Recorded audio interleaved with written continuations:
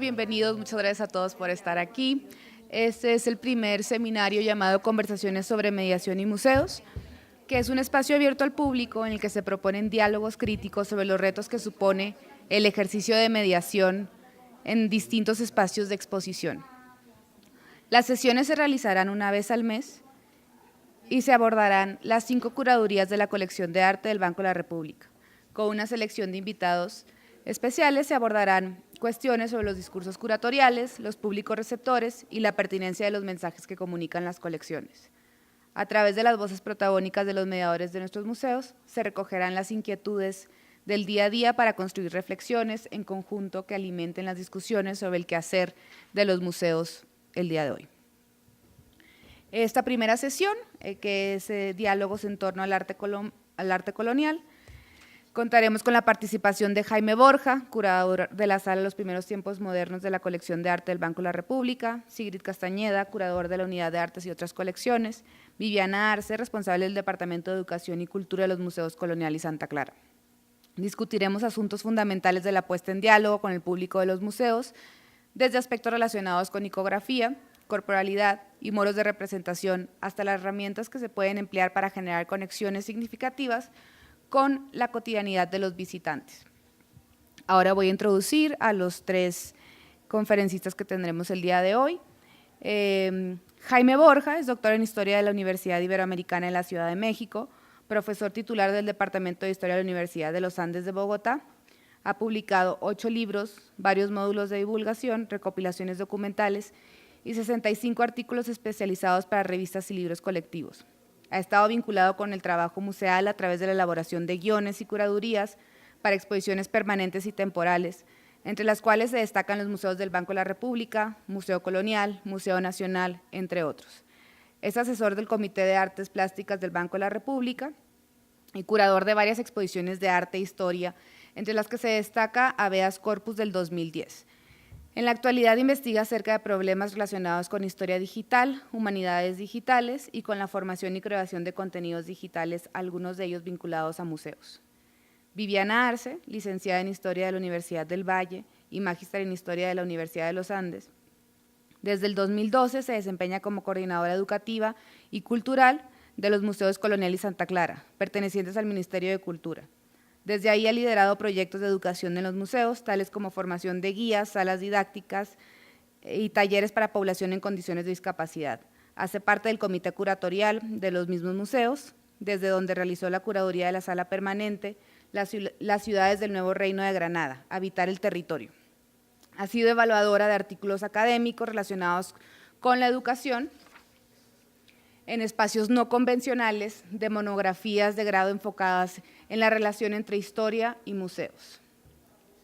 Sigrid Castañeda, historiadora con énfasis en historia del arte, especialista en barroco latinoamericano con experiencia en investigación en historia de arte colombiano, se ha desempeñado como docente universitaria y como mediadora, tallerista y coordinadora del área educativa del Museo del Arte Colonial y Santa Clara del Ministerio de Cultura entre el 2005 y 2010.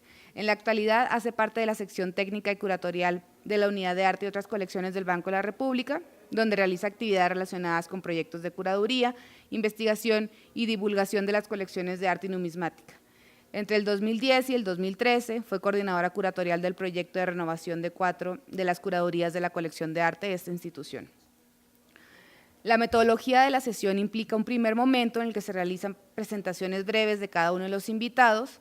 Estas presentaciones están estructuradas a partir de 3 preguntas que nos hemos planteado a la luz de los intereses de este espacio. Así, cada uno desde su particular disciplina abordará temáticas que son transversales a la labor educativa de los museos. Las preguntas fueron las siguientes: ¿a quién se dirige la propuesta curatorial o educativa del discurso que representan? ¿Cuál es el discurso de la curaduría o, en su caso, de la propuesta educativa?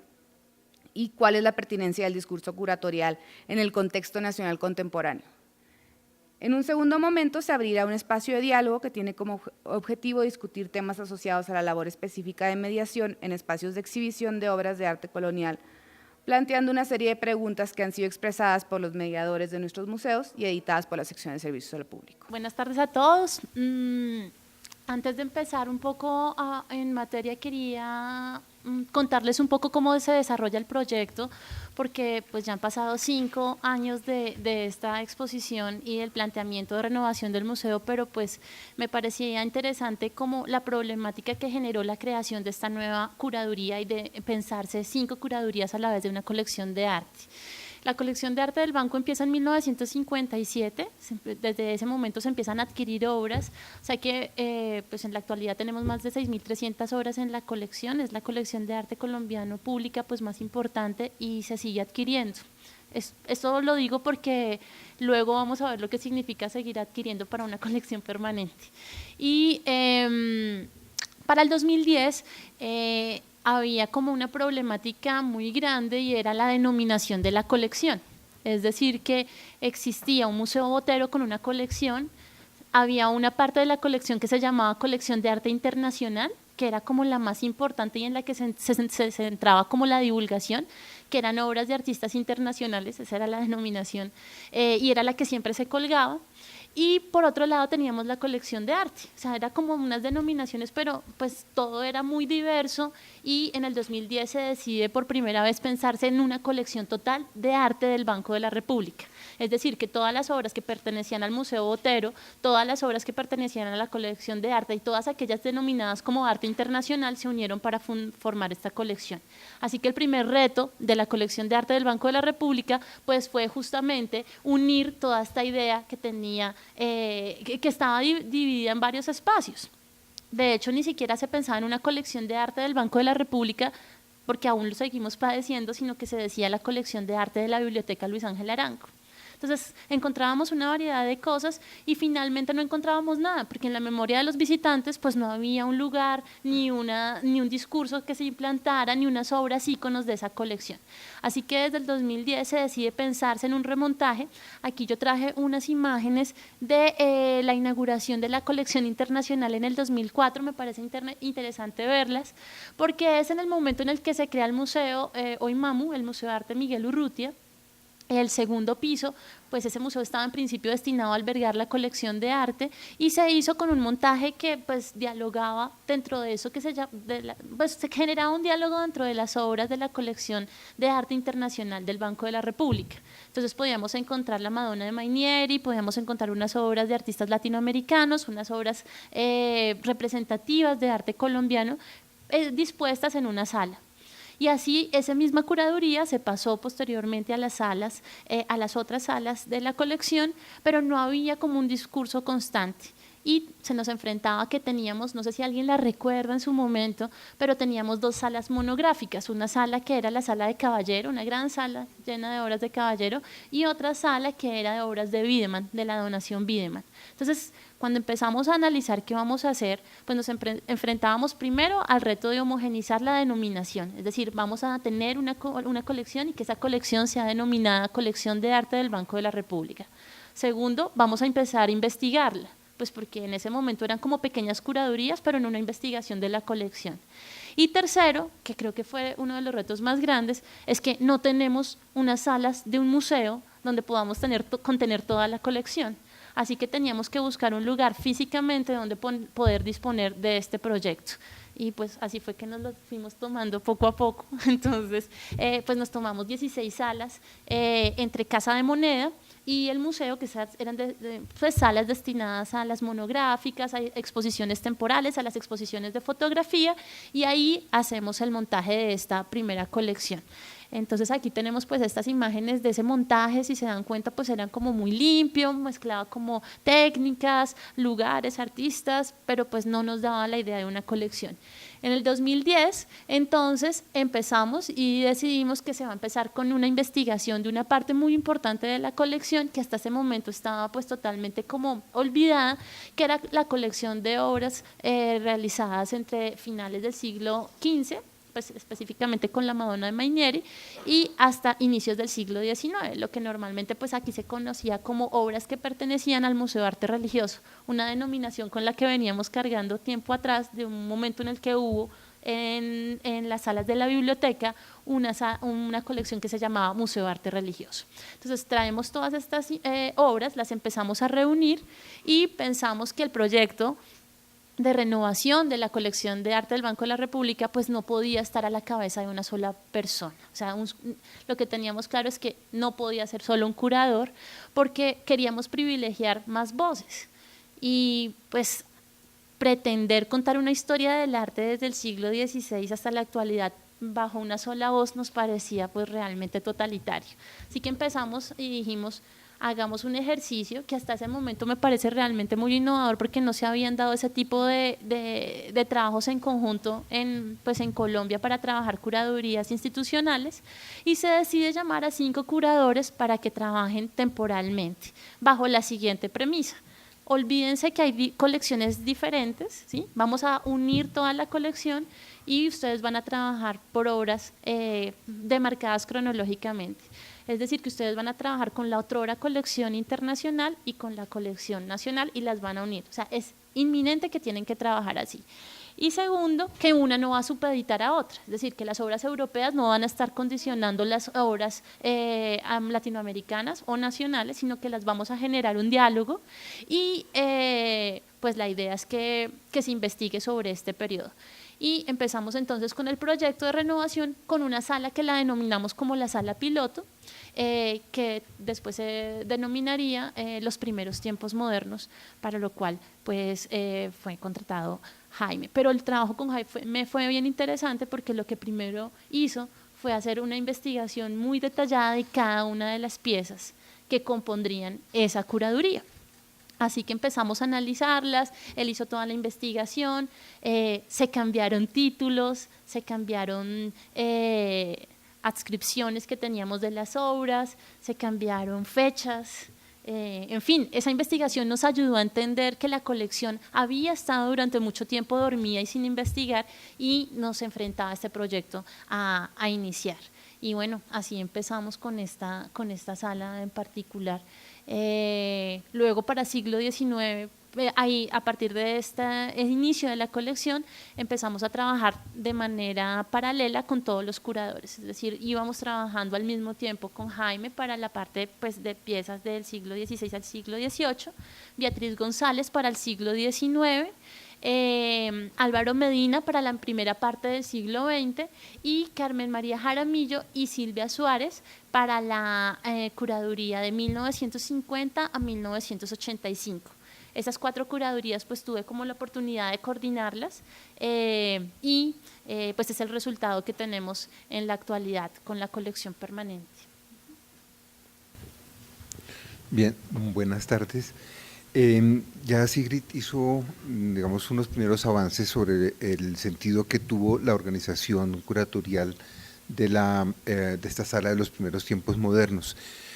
Antes de hacer la presentación, quisiera dar también un breve contexto, porque, digamos, parte de la experiencia fue, como decía Sigrid hace un momento, comenzar a hacer investigación sobre las piezas que tenía el banco, piezas coloniales, y a partir de esa primera experiencia se trató de pensar cómo hacer un montaje, que de paso responde un poco a las preguntas que estabas estableciendo al comienzo.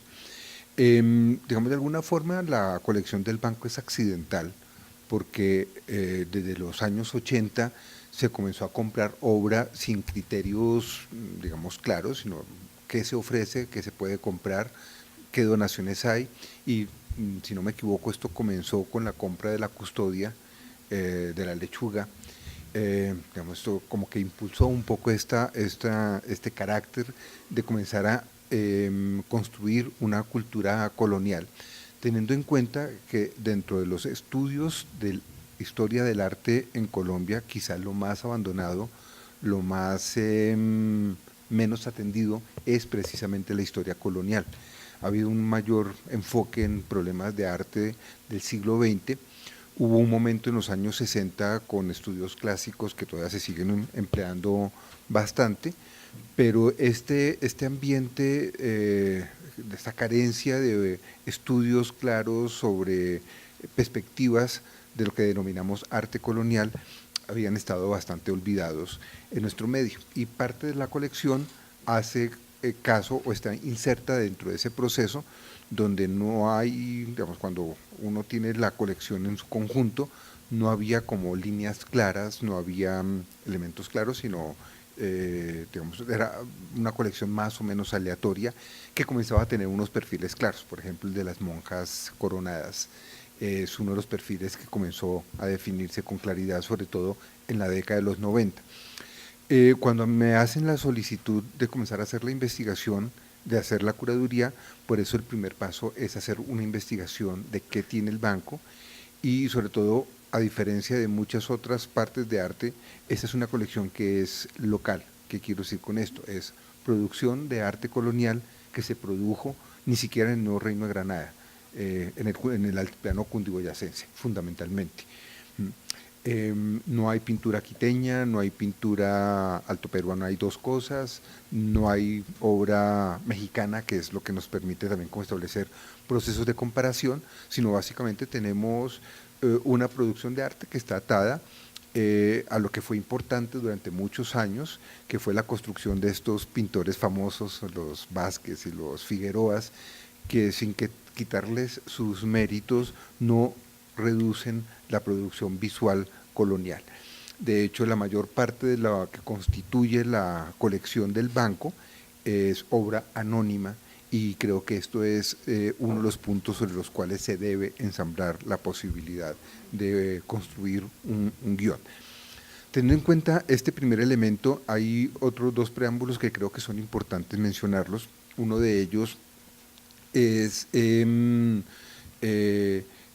carácter experimental que tuvo la sala. Sigrid Taberna también mencionaba que esta sala de tiempos modernos fue una construcción aleatoria, fue una sala experimental que también de alguna forma trazó museográficamente lo que se iba a hacer con las siguientes salas.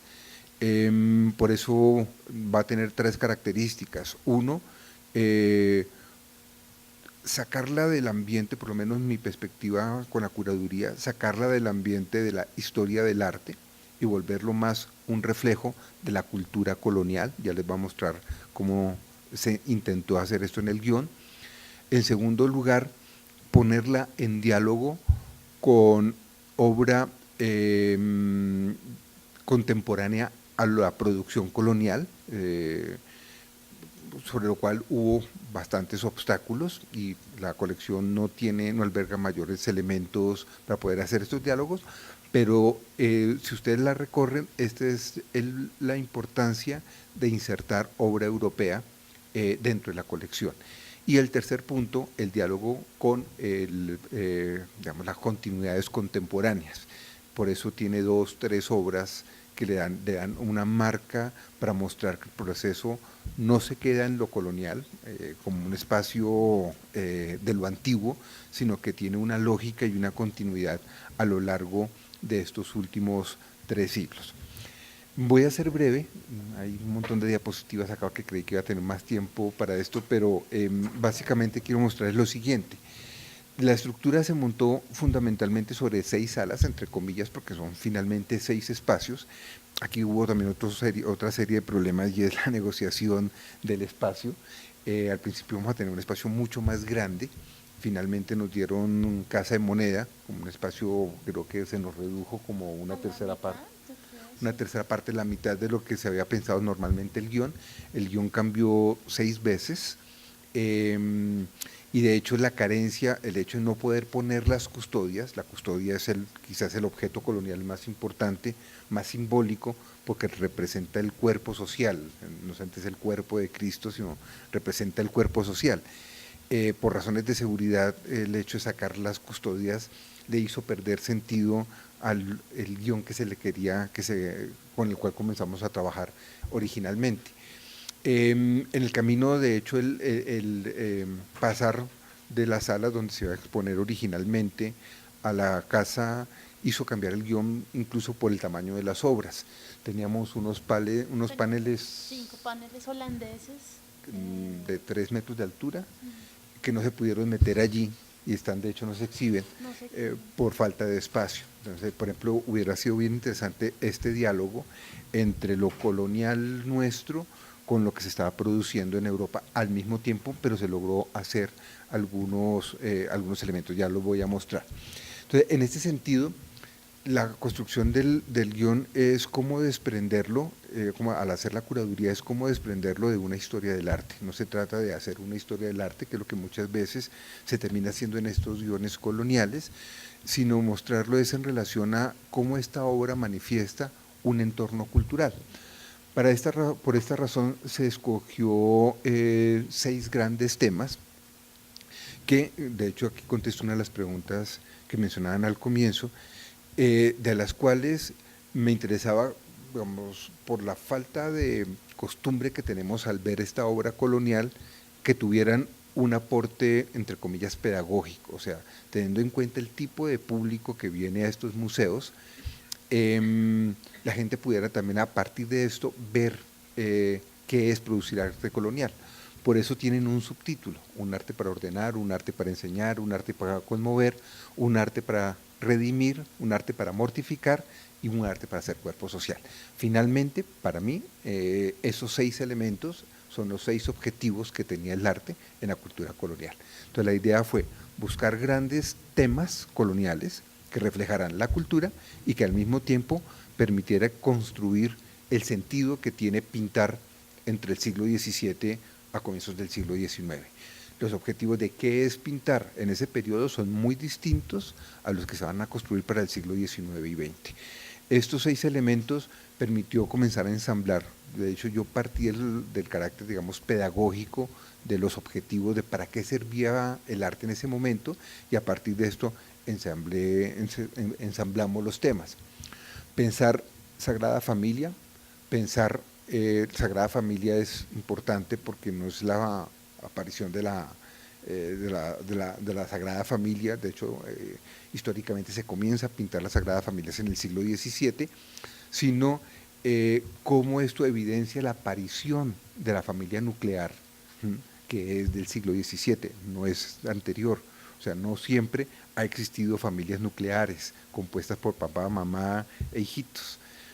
Esto es un fenómeno moderno del cual la pintura está manifestando ese nacimiento. Y esto implica el nacimiento de la maternidad, el nacimiento de la paternidad, el nacimiento de los sentimientos filiales modernos, o sea, como sentimientos individualizados con una serie de características. Eso, por ejemplo, para darles una idea de esta división, y voy a mostrarles con algunos detalles. Incluso pensamos hacer unas tablas. A ver, también un criterio que yo empleo en las curadurías es que la obra, entre comillas, hable por sí misma, tratando de mostrar el menor texto posible. Porque la idea es no condenar a que la gente se lea un artículo de pie. O sea, recargar lo menos posible la estructura, y por eso pensamos en unas fichas de sala que finalmente, por razones técnicas y por razones de presupuesto y por lo que iba a ser las siguientes curadurías, no las ejecutamos. La idea era unas tablas, unas hojas de sala más o menos con este formato. Bueno, no tiene diseño, pero es una pintura. En este caso era la pintura que elegí como introductoria, porque es un resultado de taller, mostrando el entramado complejo de elementos que está detrás de una única pintura. O sea, que uno no alcanza a sospechar para esta cultura el carácter simbólico, lo complejo la complejidad de elementos que hay. Bien, entonces, por no alargar mucho el asunto, entonces este era un poco el objetivo. Había un carácter pedagógico por lo que implica la cultura colonial para un tipo de público.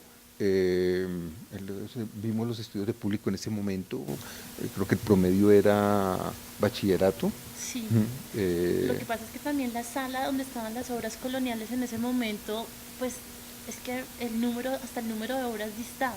Es decir, teníamos en la colección alrededor de 280 obras que estaban enmarcadas en ese periodo, y en la colección, en las salas de exhibición, solo habían 15. Es decir, que cuando la gente recorría, solo veía, en el montaje anterior, solo habían 15 obras, y pasamos pues a tener 180 obras montadas. Exactamente, pero en ese primer momento pues era tan difícil llegar allí que solo llegaban los grupos escolares acompañados por los mediadores. Sí, entonces con esto quiero decirles que hay de hecho, otros aspectos que están detrás de esto.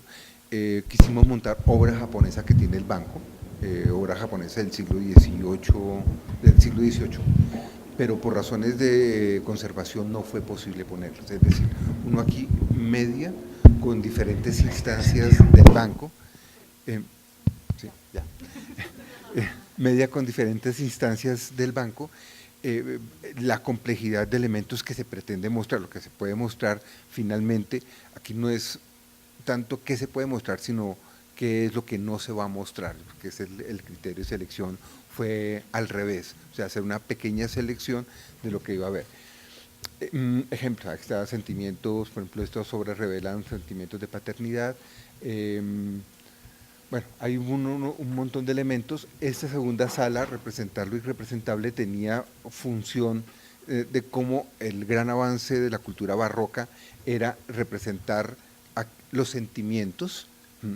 Incluso, bueno, esa pintura es muy interesante porque el marco tiene serpiente, está hecho con piel de serpiente.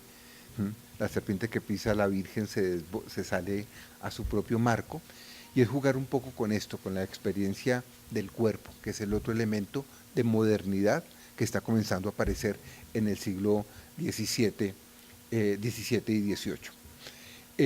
En el tercer momento se trataba de explorar el tercer aspecto que conforma la idea de modernidad barroca, que es la aparición de la conciencia de los sentidos. Esto se trató de hacer a partir de estas obras.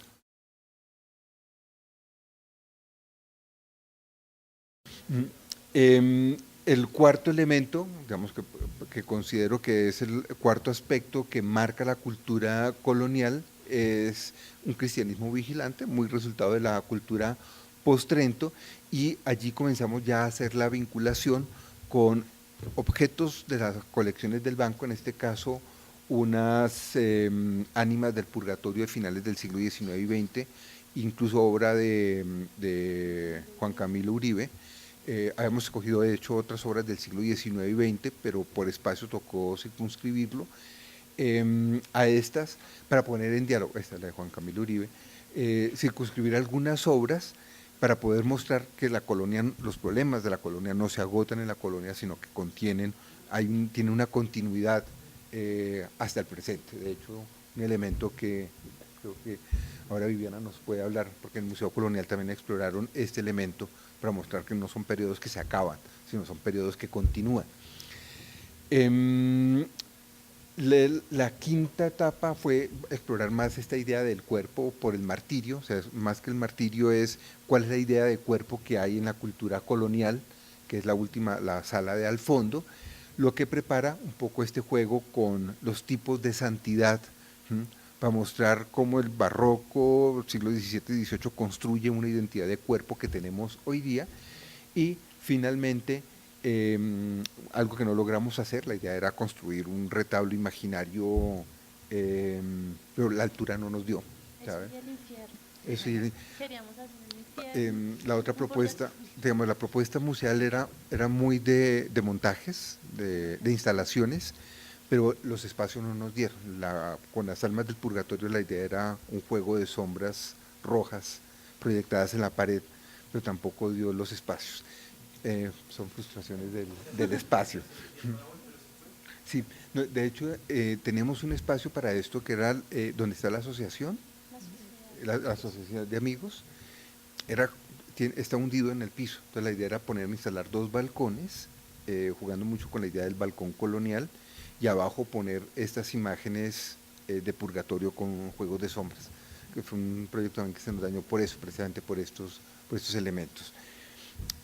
Finalmente, bueno, hay de algunos ejemplos de lo que pretendíamos, y la última etapa, la última sala es esta, la del jardín florido, que a mí es la que más me gustó porque fue poner las monjas con su modelo Santa Teresa, y para esto la obra de Marina Abramovic entró en un diálogo bastante interesante.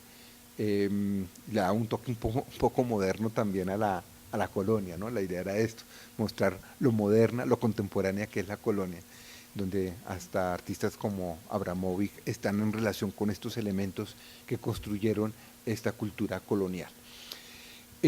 No puedo, ya para cerrar, no puedo dejar de pasar el asunto sin mencionar un problema, y es no solamente qué hicimos, sino qué le falta a la qué le falta a la sala. Y no solo a la sala, sino a buena parte del montaje, y aquí creo que es un problema crítico que de hecho lo estamos comentando para el siguiente remontaje de las salas, es la vinculación de estas colecciones con lo que denominamos salto digital. Actualmente el salto digital le impone a los museos tradicionales, y nuestras salas son muy tradicionales porque no tienen una gota de elemento digital, le impone 3 elementos: cómo se colecciona, cómo se investiga y cómo se divulga. Hace 2 años el banco dio un primer paso al poner en línea la colección. No está toda, creo que está… 5.400 obras. Hay 5.400 obras en línea, pero no tienen metadatos, les hace falta trabajo de Big Data, les hace falta muchos elementos, pero ya el hecho de hacer el esfuerzo, porque son proyectos costosos, ponerlo en línea, nos abre el efecto de comenzar a pensar en 3 elementos.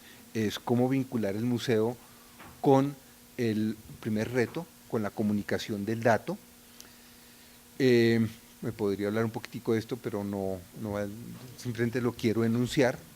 Pondría como ejemplos el Barbosa Ester de Lima, el cómo se investiga, que es cómo el museo puede poner su información en línea para que los investigadores puedan acceder a ella, no solamente ver la obra, sino los datos, las investigaciones, para que se pueda trabajar. En esto tiene mucho que ver Machine Learning, Big Data, etcétera, etcétera. La elaboración de diagramas de fuerzas. Y el tercer reto es cómo se exhibe y cómo hacer archivo con estas colecciones, lo que nos pone de presente la importancia de revalorar las formas como hacemos museografía, y no solamente con elementos didácticos, sino cómo el elemento digital puede afectar el entorno complejo de la colección. Yo creo que un ejemplo un poquito lobo es el Museo Internacional del Barroco. No, es que si ustedes lo vieran por dentro, esto es la exageración de la exageración. De hecho, es un proyecto muy criticado en México por lo excesivo, por el costo excesivo. De hecho, la construcción del edificio es impresionante, es impecable, pero es un proyecto que costó muchos millones de dólares, la construcción de este museo. Pero es un buen modelo de hacia dónde apunta la interactividad y el salto digital en condición. O el Rijksmuseum de Ámsterdam, que es uno de los mejores ejemplos de salto digital. Y creo que es un punto a donde tenemos que comenzar a pensar la construcción de las colecciones. Bueno, faltaría mencionar los museos norteamericanos, sobre todo los estadounidenses, que son increíbles en esto.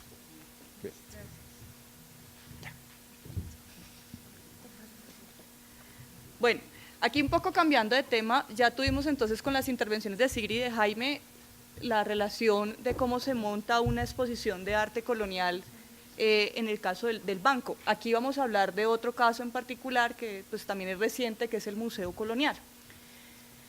Nosotros, bueno, ¿cómo trabajamos básicamente? Usamos una metodología que se llama interpretación temática, que propone una museóloga mexicana que se llama Alejandra Mosco, y ella establece que hay una metodología particular cuando pensamos en guiones curatoriales que estén pensados hacia los públicos. Y esto cambia completamente, digamos, la dinámica de cómo se haría un guión cuando se piensa en colecciones a cuando se piensa en los públicos. Si estamos pensando en los públicos, que fue por la metodología que nosotros nos incluimos, esta interpretación temática es muy interesante en la medida que lo que hace es traducir un lenguaje científico a un lenguaje más sencillo, sin detrimento de la rigurosidad académica. Entonces, lo que intenta, creo que me estoy olvidando, lo que intenta es pensar en cómo esta metodología puede, digamos, la investigación que se haga para el guión debe y puede ser entendida desde un doctor en historia del arte, o una persona específica de acuerdo al museo que esté visitando, hasta una ama de casa que va con sus hijos a hacer tareas los domingos. O sea, cómo hacer que no se pierda la rigurosidad, pero que a la vez esos textos que están acompañando las salas sean de una legibilidad para cualquier persona, independientemente de su escolaridad o de su edad. Y eso es un reto enorme. Entonces, básicamente esta interpretación temática parte entonces de 13 características que ustedes ven allí. O sea, se centra en el público, como ya les dije, reconoce la importancia de las personas en la conservación, es decir, cuando uno les explica a las personas que ese patrimonio, en este caso colonial, es tan de ellos como del Estado, pues hay un proceso de conservación mutuo, es decir, de las personas que trabajan en el museo, pero también de ese visitante que está yendo a conocerlo, cuando se da cuenta que eso también le pertenece, y eso se puede hacer a través de una explicación sencilla y ágil al público. Y por supuesto, pues esto tiene un bagaje académico que en este caso está basado en la pedagogía y sobre todo en la psicología cognitiva, de la que vamos a hablar rápidamente más tarde. Ahora, hay varios enfoques entonces para trabajar guiones curatoriales. Nosotros nos enfocamos especialmente en este. Si ustedes se dan cuenta, estos dos iniciales están partiendo primero de un guión museológico y científico, es decir, la investigación que se hace sobre las piezas, sobre la colección, luego un guión museográfico que es la escenografía, o sea, cómo voy a poner esas piezas, si en una vitrina, qué tipo de iluminación, si el curador me está diciendo que necesita esa pieza a 360 grados, entonces cómo le hago el mueble y dónde la ubico dentro de la sala para que así sea, y finalmente pasa al montaje. Nosotros, pues con ayuda de esta metodología que les acabo de mencionar, nos fuimos por este método que implica primero hacer un estudio de públicos para saber el público qué quiere, qué temas le interesan ver en el museo. Luego, establecido eso, se generan unas temáticas básicas, que sería el guión temático, que se hagan de cuenta como en un libro serían, los capítulos del libro serían los grandes temas y dentro de cada capítulo pues hay unos subtemas y esos serían los subtemas también que estarían dentro de la sala. O sea, dentro de un gran tema abarcan unos subtemas al interior. Luego viene el guión científico o académico, que es toda la investigación rigurosa que se hace. Pensemos en este caso, si estamos frente a un museo histórico, pues es un artículo que cumple con todas las características de un artículo publicable en una revista indexada, es decir, con una pregunta de investigación, un marco teórico, una metodología, unas fuentes primarias y secundarias, una interpretación, etcétera, etcétera.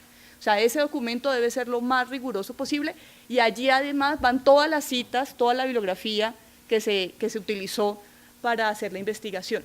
Luego, y aquí viene el chiste del cuento, es el guión curatorial, que es la traducción, según esta metodología, del guión científico a un lenguaje más sencillo. No es una versión light del guión científico, porque tiene toda la base investigativa de por medio. Es traducir a un lenguaje general, sencillo y amable para todo público esa investigación, que suele tener un lenguaje muy técnico, ¿cierto? Uno diría, no, eso es sencillo, y es lo más complicado de hacer. Hay veces es mucho más fácil, sobre todo las personas que provenimos de la academia, pues escribir cantinfladas, ¿cierto? Escribir cosas que solamente nosotros nos entendamos, que pensar en que ese texto lo tiene que entender una gran cantidad de población. Luego pasamos al guión museográfico, que ya les dije, pues es el diseño del montaje. Se pasa al montaje y en vez de terminar como en las otras dos versiones, se hace un guión o memoria museológica que abarca todos los guiones anteriores. Pero para hacer ese último guión es necesario también hacer otro nuevo estudio de públicos, ya después de haber inaugurado la exposición, para saber si realmente se logró el objetivo y cuál ha sido la percepción y la satisfacción que ha tenido el público. Y a partir de ahí se pueden hacer modificaciones de las salas. O sea, lo que quiere decir que el día que se inaugura la exposición no se acabó hoy la exposición, sino que ese día comienza todo un proceso de mediación y demás, y ahí pueden haber infinidad de transformaciones constantes a través del público. Entonces, ustedes se percatan, esta metodología arranca con el público y cierra con el público, ¿cierto? Es decir, arranca con saber el público qué quiere y si el público realmente se sintió satisfecho en esa propuesta que se hizo finalmente. En ese sentido, nosotros en el Museo Colonial comenzamos haciendo un estudio de públicos que nos abordó 4 imaginarios que la gente solía tener sobre el periodo colonial. Usualmente todavía persistía una idea, y todavía persiste una idea muy fuerte sobre la conquista como una historia maniquea de buenos y malos, Entonces, en algunos casos, los malvados y villanos españoles que vinieron, que eran violadores, asaltadores, ladrones y demás, frente a los pobrecitos indígenas que fueron conquistados, o a la inversa, esos salvajes indígenas horrorosos que pobrecitos los españoles pues casi se los comen porque eran hasta caníbales, ¿no? Entonces, como esa idea de buenos y malos todavía persistía mucho y persiste aún mucho en el imaginario de mucha gente. Luego la idea de que la colonia es oscura y aburrida y ahí no pasa nada, se la pasan rezando con rosario en mano todo el día y no pasa nada más en el periodo colonial, ¿no? Es un poco la idea que tenemos además sobre la Edad Media. Luego la idea de una sociedad jerarquizada, no sé si recuerdan que en el colegio nos ponían a dibujar la pirámide donde abajo estaban los esclavos, arriba los blancos y eso no se podía mover de ahí dependiendo del color de la piel, bueno. Y finalmente la idea de que la religión pues era opuesta a cualquier proceso educativo en la población. Ahora, como nuestra intención no era decirle al público, ay, pero miren, ustedes cómo pueden estar creyendo a estas alturas del partido en esos imaginarios todavía, sino que partimos de que el público tiene un conocimiento y que ese conocimiento se puede ir nutriendo a través de la mediación, pues entonces hicimos una transformación de esos imaginarios a aspectos positivos y a partir de ahí aparecieron los temas eje de las salas. Entonces nos dimos cuenta que había que hacer uno de los grandes temas era la conquista, la llegada, pues este encuentro y cómo se transforma el territorio y la sociedad a partir de eso, pues que hay una sociedad que es sacralizada y es compleja, más allá de oscura y aburrida, que es una sociedad diversa, pero que no deja de ser excluyente, ¿verdad? Y finalmente que el credo no va en contravía de la curiosidad, de la investigación, del interés por la educación. En ese sentido, presentamos inicialmente esta propuesta. Yo estaba aterrada escuchando a Jaime que hubo 6 propuestas de guión. Nosotros hicimos 2 y casi morimos, no me imagino que serían 6. Pero entonces hicimos esta en el 2000. Bueno, ahora imagínate. Entonces, nosotros hicimos esta propuesta al comité directivo del ministerio y no nos la aceptaron. Básicamente, esta propuesta partía del estudio de públicos con lo que les acabo de mencionar. Eso generaba esos temas se abarcarían en las 3 salas principales y habría una sala final de cierre dedicada exclusivamente a hablar de la imagen colonial, entendiendo que la imagen en sí misma tiene que tener una explicación porque es transversal a todos los fenómenos del periodo colonial. Pero aquí el mayor, inconveniente fue que nosotros establecimos a través del estudio público que la gente quería saber más sobre la vida cotidiana y entonces planteamos un guión pensado como eje articulador la vida cotidiana. Y eso nos llevó a cometer un error y fue crear una literalidad alrededor de los temas. Entonces, si íbamos a hablar del encuentro y del proceso de conquista, literalmente pensamos que había que hacer un barco. Que si íbamos a hablar de la sociedad, entonces literalmente teníamos que reproducir la casa, reproducir la casa y la plaza, también con todas sus instituciones, en el caso de la educación, reproducir el colegio, y además, pues estas ideas de literalidad, que hay gente que les gustan, pues suelen ser falsos históricos, ¿no? Porque yo como rayos voy a saber cómo estaba compuesta una casa, por ejemplo, que la mesita está aquí al lado de este nochero y al lado de esta vasijita, y eso lleva pues a crear estas falacias históricas que la gente se va con la idea de que efectivamente en el periodo colonial así era, ¿no? Entonces, claro, eso nos llevó a replantear completamente los temas sin olvidar ese estudio de públicos, y en ese caso planteamos entonces ya no 4, sino 5 salas, porque Alejandra Mosco también nos dijo una cosa, piensa en el guión como un guión de cine.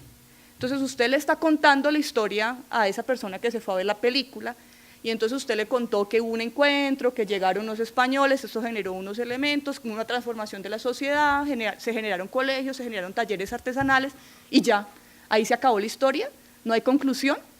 Entonces hay que contarle un final a esa persona que va a irse a ver esa película. Y en esa medida entonces nació esa última sala, que era la que Jaime les decía ahora, y es plantearnos esa relación entre lo colonial y lo aún presente. Y curiosamente pues ha sido lo que más ha llamado la atención en esta nueva apuesta museológica. Y en ese caso nos dimos cuenta que el verdadero eje narrativo era la transformación y no la vida cotidiana. La vida cotidiana está ahí metida en todos estos elementos, pero lo que sí era común en todas las salas era hablar de la transformación de los continentes a partir del descubrimiento de América, la transformación del territorio y de la sociedad a través de la fundación de ciudades, la transformación del conocimiento a través de la educación y los talleres artesanales, y cómo todas esas transformaciones hoy se perpetúan en muchos elementos que podríamos llamar herencia colonial. y eso nos daba un eje articulador de todas las salas. Cada sala se puede visitar de manera independiente y entenderse por sí misma, pero a la hora de la verdad también se puede visitar juntas y hacer una reflexión mayor. En esta última sala, más que dar respuesta, nos interesa dejar preguntas, reflexiones para que la gente se lleve a su casa y se pregunte qué tan coloniales son aún hoy en día, ¿no? Bueno, esta es básicamente la ficha técnica con la que trabajamos y en esto nos dimos la pela y fue en la cantidad de palabras que íbamos a poner. Partamos de que somos una sociedad neobarroca, muy oral, de poca lectura, ¿no?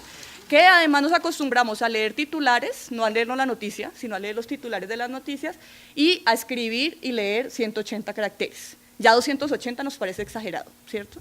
Entonces, en ese sentido, ¿cómo hacer que los textos sean amigables, pero ayuden a complementar esas imágenes? Nosotros no queríamos un museo tipo pinacoteca, es decir, pared blanca, pintura, ficha, porque no creemos que la imagen hable por sí sola. O sea, la imagen, claro, la persona que quiera puede ir al museo, sentarse a ver un cuadro y deleitarse con él y nadie le va a tapar los ojos para que no lo haga, ¿cierto? Pero también la persona que quiera saber un poco más sobre esa imagen o qué interpretación se le puede dar a esas imágenes, pues que tenga unas ayudas claras que le ayuden a entenderlo. Pero para eso, partiendo de lo poco que leemos, teníamos el gran reto de que cada línea fuera lo suficientemente atractiva para invitar a la persona a que leyera la siguiente. Y teniendo muy presente que esos textos tenían que ser cortos, sintéticos, amigables, atractivos, entretenidos, para que la gente realmente los leyera. Y digamos, nos hemos percatado de que efectivamente la gente se toma 5 minutos para leerlos y eso les ayuda a comprender un poco más esas imágenes que están ahí a su alrededor. Entonces, por eso planteamos que las fichas de introducción de sala no podían tener más de 180 palabras, las de las temáticas que les digo que van dentro de cada sala, máximo 120. Si de pronto el curador tomó la decisión de que una imagen en particular necesita una información exclusiva de esa imagen, pues podía ser una ficha de objeto que no podía pasar de 80 palabras. Luego, de pronto se unen 2, 3 imágenes y se hace un texto para esas imágenes que no superara las 120 palabras. Y otro elemento importante en este caso fue que dentro del mismo guión curatorial quedó apoyos educativos. Es decir, que el área educativa no estaba rezagada esperando que se inaugurara la exposición para darse cuenta que era lo que tenía que hacer con los públicos, sino que ya los curadores estaban en obligación de pensarse de una vez cómo quería que el público interviniera con la exposición. Y en esa medida, pues digamos, hay 2 formas de apoyos educativos. Uno son llamados de atención, es decir, hacer preguntas, hay museos, por ejemplo, que generan como un personaje que vamos viendo en cada una de las salas con una pregunta, con una reflexión, una inquietud, un mensaje, ¿cierto? Y otros son llamados de acción, es decir, invitar al público a hacer algún tipo de actividad dentro de la sala con lo que está allí interactuando. Y luego, pues de eso, pues ya por supuesto vendría la propuesta museográfica que la organizarían arquitectos, diseñadores industriales, diseñadores gráficos y demás, ¿no? ¿Cuáles son los errores frecuentes que uno puede cometer a la hora de hacer una exposición? Lo que ya les había dicho, la literalidad, excesivo uso de la tecnología, y Jaime dirá que voy en contradicción a lo que él está planteando, pero hay que partir de un hecho real en el que vivimos, y es que, por ejemplo, en el caso de los museos públicos, pues todo depende de estudios técnicos, licitaciones. Si se dañó el aparato y no lo volví a conseguir, pues ¿qué hago con ese espacio? No voy a cerrar las salas. A nosotros, por ejemplo, nos dijeron vayan al Museo del Caribe y miren y vean tan chévere el Museo del Caribe, y ahorita el Museo del Caribe cerró sus puertas porque lo que tienen que gastar en los focos de los videobins es enorme. Entonces, ni siquiera un museo privado se pudo dar el lujo de mantener ese sostenimiento. Imagínense un museo público que todo tiene que salir por licitación. Entonces, donde llenemos el museo de videobins y se dañó el foco, pues de aquí a que se haga la licitación para el nuevo videobin, pues ¿qué hacemos con esa sala si no hay nada más que lo cambie? Y otro elemento era atiborrar de información al visitante, ¿no? Es decir, son textos que ayudan, pero que no son grandes de pared a pared, ni con textos complejos que nadie entienda, que sean ilegibles. Alguien ya después nos dijo que nos volvimos demasiado didácticos y que no era necesario explicarlo todo. Pero nosotros creemos que es mucho más importante que el público no conocedor se pueda tomar la libertad de leer un texto, y el que es conocedor pues pasa de largo, no lee el texto, nadie lo obliga a leerlo, y va y conoce las piezas de su preferencia, pero que por lo menos ese público, que es la mayoría, que son familias que van los domingos a hacer tareas, también tengan cómo los textos curatoriales se convierten en una primera mediación entre el objeto y ese sujeto que va a visitar. ¿Cómo estoy de tiempo? Bueno, ahora, ya entrando en materia, ¿cuánto me queda? ¿No? Entrando en materia, digamos, partimos en el museo con esta propuesta curatorial de hacer un giro pedagógico, es decir, dejar de ser un museo autoritario. Ustedes, los museos, uno desde que llega le están diciendo que lo que no hay que hacer, ¿no? No tome fotos, no coma, no toque, no hable y por favor no respire si es posible, ¿no? O sea, si puede levitar mejor para que no ensucie el piso. Entonces, pasar de eso a ser un museo facilitador, ¿cierto? Dejar que el objeto sea el centro para convertirse más bien en las ideas, en el centro de atención. El conocimiento, esa idea de que los museólogos son los que poseen el conocimiento y el visitante viene con la cabeza vacía y yo se la voy a llenar de conocimiento, cambia por una idea de narrativa.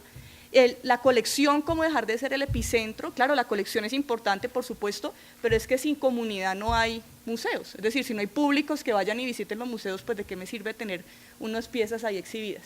Y en esa medida, pues dejan de ser espacios elitistas, donde las señoras, por ejemplo, en la inauguración del Museo de Arte Colonial en el año 42, en ese momento era de arte colonial, pues partía del hecho de que era un lugar para el regocijo y el entretenimiento de la dama, la esposa del presidente y sus amigas, ¿no? Entonces pasa de ser eso a partir de la idea del reconocimiento de la diversidad. Claro, las señoras pueden ir a regocijarse con las piezas del museo, nadie le va a decir que no, pero hay otros públicos que también tienen derecho y merecen conocer estas colecciones. Y finalmente, pues espacios que dejan de ser reflejo de la sociedad para convertirse en elementos de cambio social. Y por ejemplo, esa última sala nos la planteamos en esa medida. ¿Cómo podríamos ayudar a través de reflexiones a generar un cambio social? Entonces, si la exclusión social es una herencia colonial, ¿qué tan excluyentes seguimos siendo hoy en día? ¿No? Y cómo podemos generar una reflexión en los visitantes alrededor del tema de la exclusión. Bueno, para eso partimos de dos paradigmas principales que son ya del siglo XX, que es el constructivismo y el construccionismo. Digamos, los museos del siglo XIX partían, y en general la educación en el siglo XIX partía de Watson, donde la idea era que el conocimiento es independiente al aprendiz, o sea, el conocimiento está acá, el cerebro está acá vacío, y llega el conocimiento y se incorpora al cerebro del aprendiz.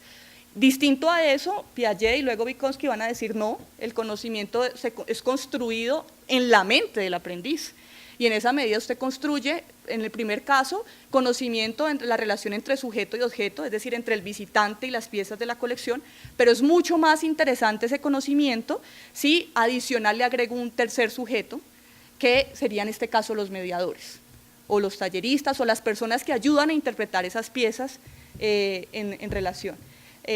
O sea, cómo esa educación se puede dar a través del objeto, con el sujeto, el visitante, pero también con el mediador que ayuda a articular y a explicar esas imágenes. Usamos tecnología, por supuesto, para generar algunos elementos de interacción individual. Entonces, pensemos que, por ejemplo, la idea de objeto y pieza, entonces pensamos en imágenes que tuvieran diferentes alturas para diferentes públicos, y pues lo mismo interacción que permitiera conocer, apropiarse de esa colección de una manera un poco más llamativa, pero sin que, si el día que se llega a dañar ese video bien, pues no se cerró la sala, ¿no? Y bueno, y por supuesto partiendo entonces de la idea de Vygotsky, más interesante aún cuando hay una relación entre los mediadores. No vamos a utilizar el mismo lenguaje para todo el público. Imagínense, por ejemplo, esa imagen que yo les puse ahorita del martirio de Santa Catalina, uno explicándole a un niño de 3 años que a Santa Catalina la ejecutaron, o a que a Santa Bárbara primero le cercenaron un seno y después el papá mismo le voló la cabeza, pues o sea, me demandan, ¿no?, las familias porque ese niño no vuelve a dormir. Tranquilo, entonces cuando van al museo niños de 3, 4 años, lo que hacemos es reconocimiento de imágenes, por ejemplo, vamos a buscar los caballos, donde está subido el rey, vamos a buscar los pajaritos, el gato, sin tener que explicarle pues que el gato representa la fidelidad y todo ese cuento, porque al niño no le interesa eso, sino que más bien cómo hace el gato, cómo hace el pájaro, y hacemos y nos inventamos historias. Y distinto pues cuando a un público de cierta edad o un público universitario ya hay un nivel, un lenguaje distinto. Entonces, como esas mismas piezas ayudan a mediaciones diferentes de acuerdo al lenguaje que yo le quiera dar. Por ejemplo, en el tema de accesibilidad, pues también cómo las personas invidentes pueden apropiarse de ese patrimonio viendo con sus manos. Nosotros permitimos que toquen las piezas, y en eso, por ejemplo, la idea de museo facilitador, hemos hecho propuestas donde no solamente público invidente, sino también público vidente puede ir y tocar las piezas. Y algo que es muy curioso es que usualmente, pues, como en los museos le dicen a la gente no toque, el día que uno le dice toque, les da miedo. Y es como, no, si toco, ¿qué pasará? Venga, coja la mano, póngala allí, no le va a pasar nada. Obviamente esto siempre asesorado al equipo de conservación, que ayuda a que pues, las piezas no pierdan las medidas preventivas necesarias para eso.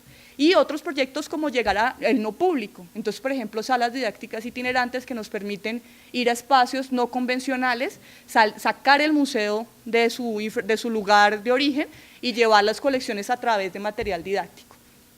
Entonces en últimas, digamos, este proceso de mediación se da pensando en que la educación de los museos permite dejar de lado la atención principal sobre el objeto y lo pasa al público. No es que la colección pierda sentido, sino que simplemente entiendo que es igual de relevante que el público y por lo tanto debo propiciar acercamientos con ellos y en esa medida pues puedo hacer exposiciones didácticas y comprensibles a todo público, entender que el público no es un espectador pasivo que llega con su cabeza en blanco y que yo soy el gran ilustrado de lo que lo voy a iluminar y le voy a dar todo mi conocimiento, sino que el conocimiento se genera en el diálogo constante entre lo que el visitante sabe y lo que yo puedo conocer sobre el tema, ¿no? Y ahí se construye nuevo conocimiento.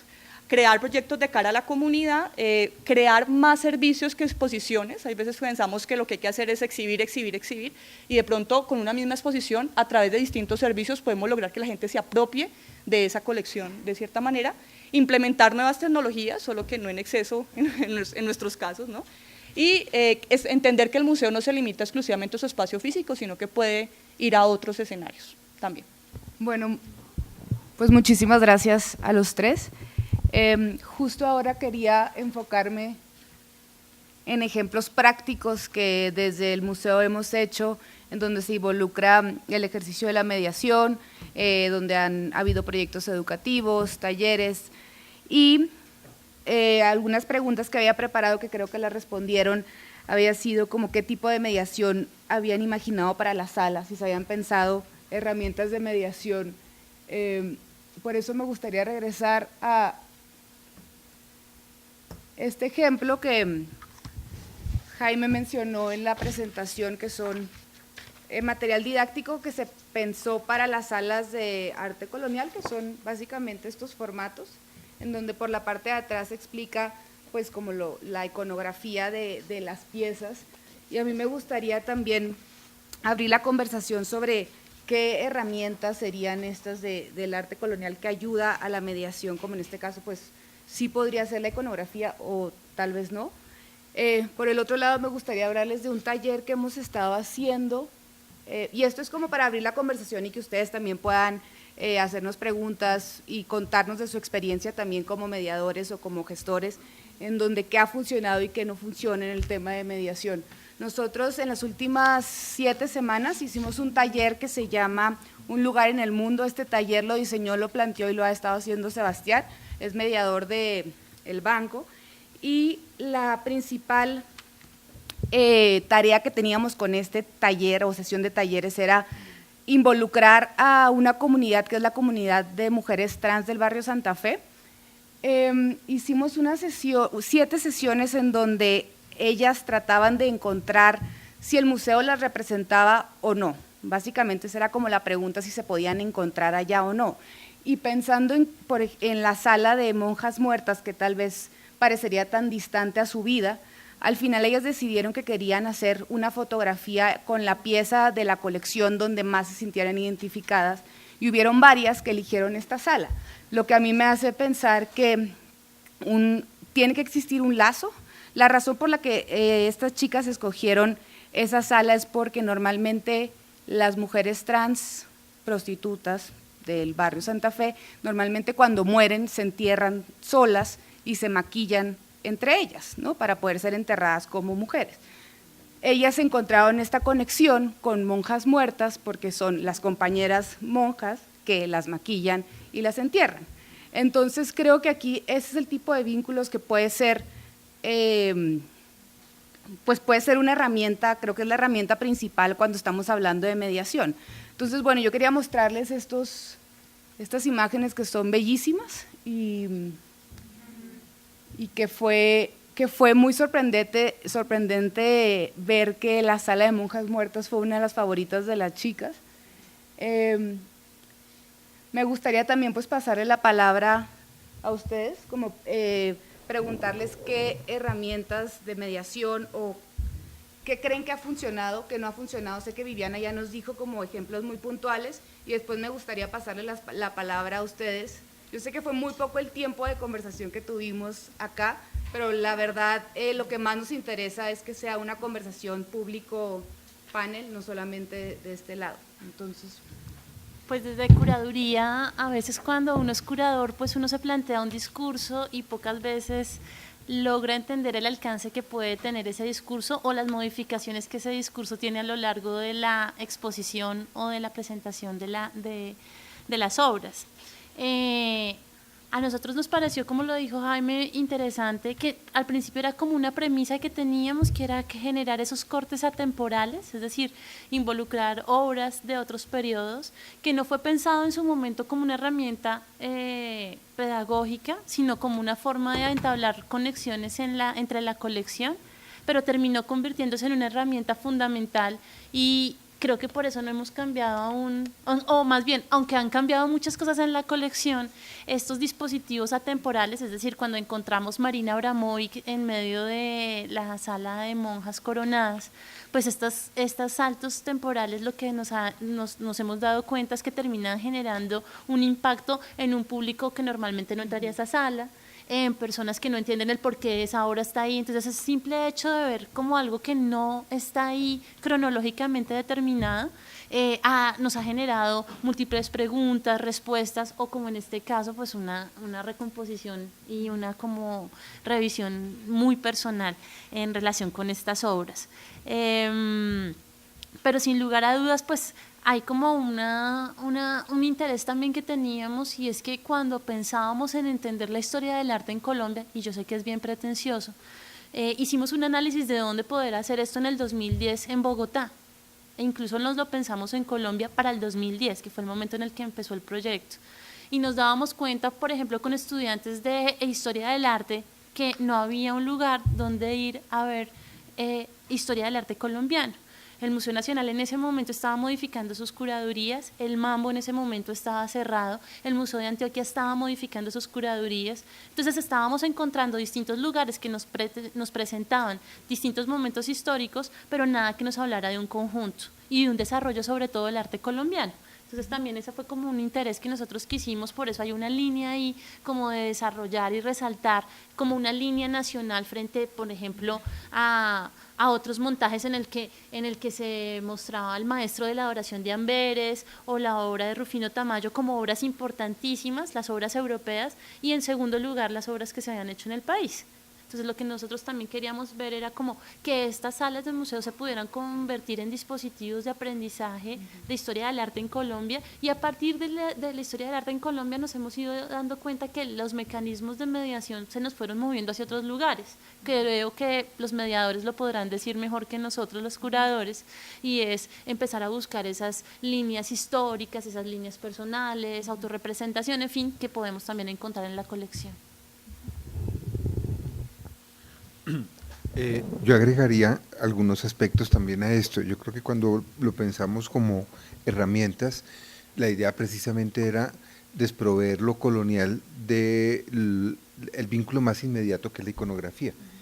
Claro, la iconografía, incluso en el colonial también lo han hecho, es un elemento que permite entender un poco la obra, pero yo creo que de fondo el problema es cómo hacer que este periodo se vuelva algo más divertido, más dinámico, menos estereotipado. Un poco lo mismo que hicieron en el colonial, lo tenía presente, lo tuvimos con Sigrid presente para la elaboración de este guión.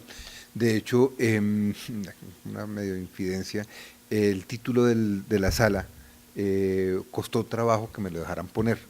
No es sala de pintura colonial, ni sala de arte colonial, sino primeros tiempos modernos. Esto generó una discusión un poco complicada, porque a los historiadores del arte les vulnera la idea de que lo moderno es lo del siglo XX y de los 40 para acá. Y la idea era, y creo que esta es una de las herramientas más fuertes, es mostrar nosotros nos estamos construyendo como sujetos modernos desde el siglo XVII. La modernidad no le pertenece al siglo XX, no le pertenece. Hay modernidad en la forma de construir familia, hay modernidad cuando pensamos individualmente, o sea, toda esta construcción del sujeto individual que somos es una construcción que no es del siglo XX, es una construcción que se viene haciendo desde el siglo XVII y creo que esta es una de las principales mediaciones, que es mostrar una experiencia cultural, social, distinta. Y el título viene a esto, primeros tiempos modernos, es decir, es poner de presente que eso no es un periodo viejo, que eso es un periodo que está vinculado a la iglesia, un poco los temas también se convierten en mediaciones, porque es, no sé si se logra, es que finalmente es muy difícil, pero es esto, es poner de presente el cuerpo, los sentimientos, la familia, o sea, como conceptos abstractos, para que pensemos en que eso no es reciente, sino que es un elemento que se está construyendo desde entonces. Esto es el juego de las representaciones, este es el elemento que nos parecía importante tenerlo presente. La idea original era generar un material un poco más pedagógico, pero también, digamos, un poco el perfil que se quería es museo, la mayor parte de visitantes, no sé si habrá cambiado en ese momento, eran más extranjeros que nacionales. Entonces también ese perfil no, hace que esta colección no se vuelva como una colección, como vamos, no sé, creo que el colonial son más niños, Escolares, más sí. escolares, que le da un enfoque distinto. Aquí la solicitud del banco era un guión que fuera un poco más, menos infantil, menos público estudiantil, sino un guión que sea más internacional, un poco en el sentido de, muchas veces los extranjeros tienen un nivel cultural inferior a nuestro visitante promedio, que son falsas perspectivas a veces. Pero entonces creo que un poco los problemas de mediación se van desde no la iconografía, pensarían otros dos, la experiencia de lo colonial. Yo creo que en esto es qué experiencia de lo colonial le estamos ofreciendo a la gente, fundamentalmente. O sea, y en esto la idea era de desproveerlo de lo religioso para poner otros elementos, otros contenidos como experiencia cultural. Fue una lástima, intentamos de muchas formas meter más material pedagógico, no teníamos muy presente la parte tecnológica en ese momento, no pensando en lo tecnológico en relación a interactivos, ¿no? Sino a otro tipo de herramientas, no son interactivos, sino cuando hablo de la tecnología, es un poco lo que decía ahora, es cómo el museo se desborda de la propia sala, por ejemplo, las páginas web, qué información ofrecen de un museo. O sea, la página web no puede ser solamente informativa, a eso me refiero con tecnología y museo, no solamente interactivos, sino es el material que ofrece para la investigación, es decir, en qué medida el museo cumple su función desde el siglo XIX, que es auspiciar investigación.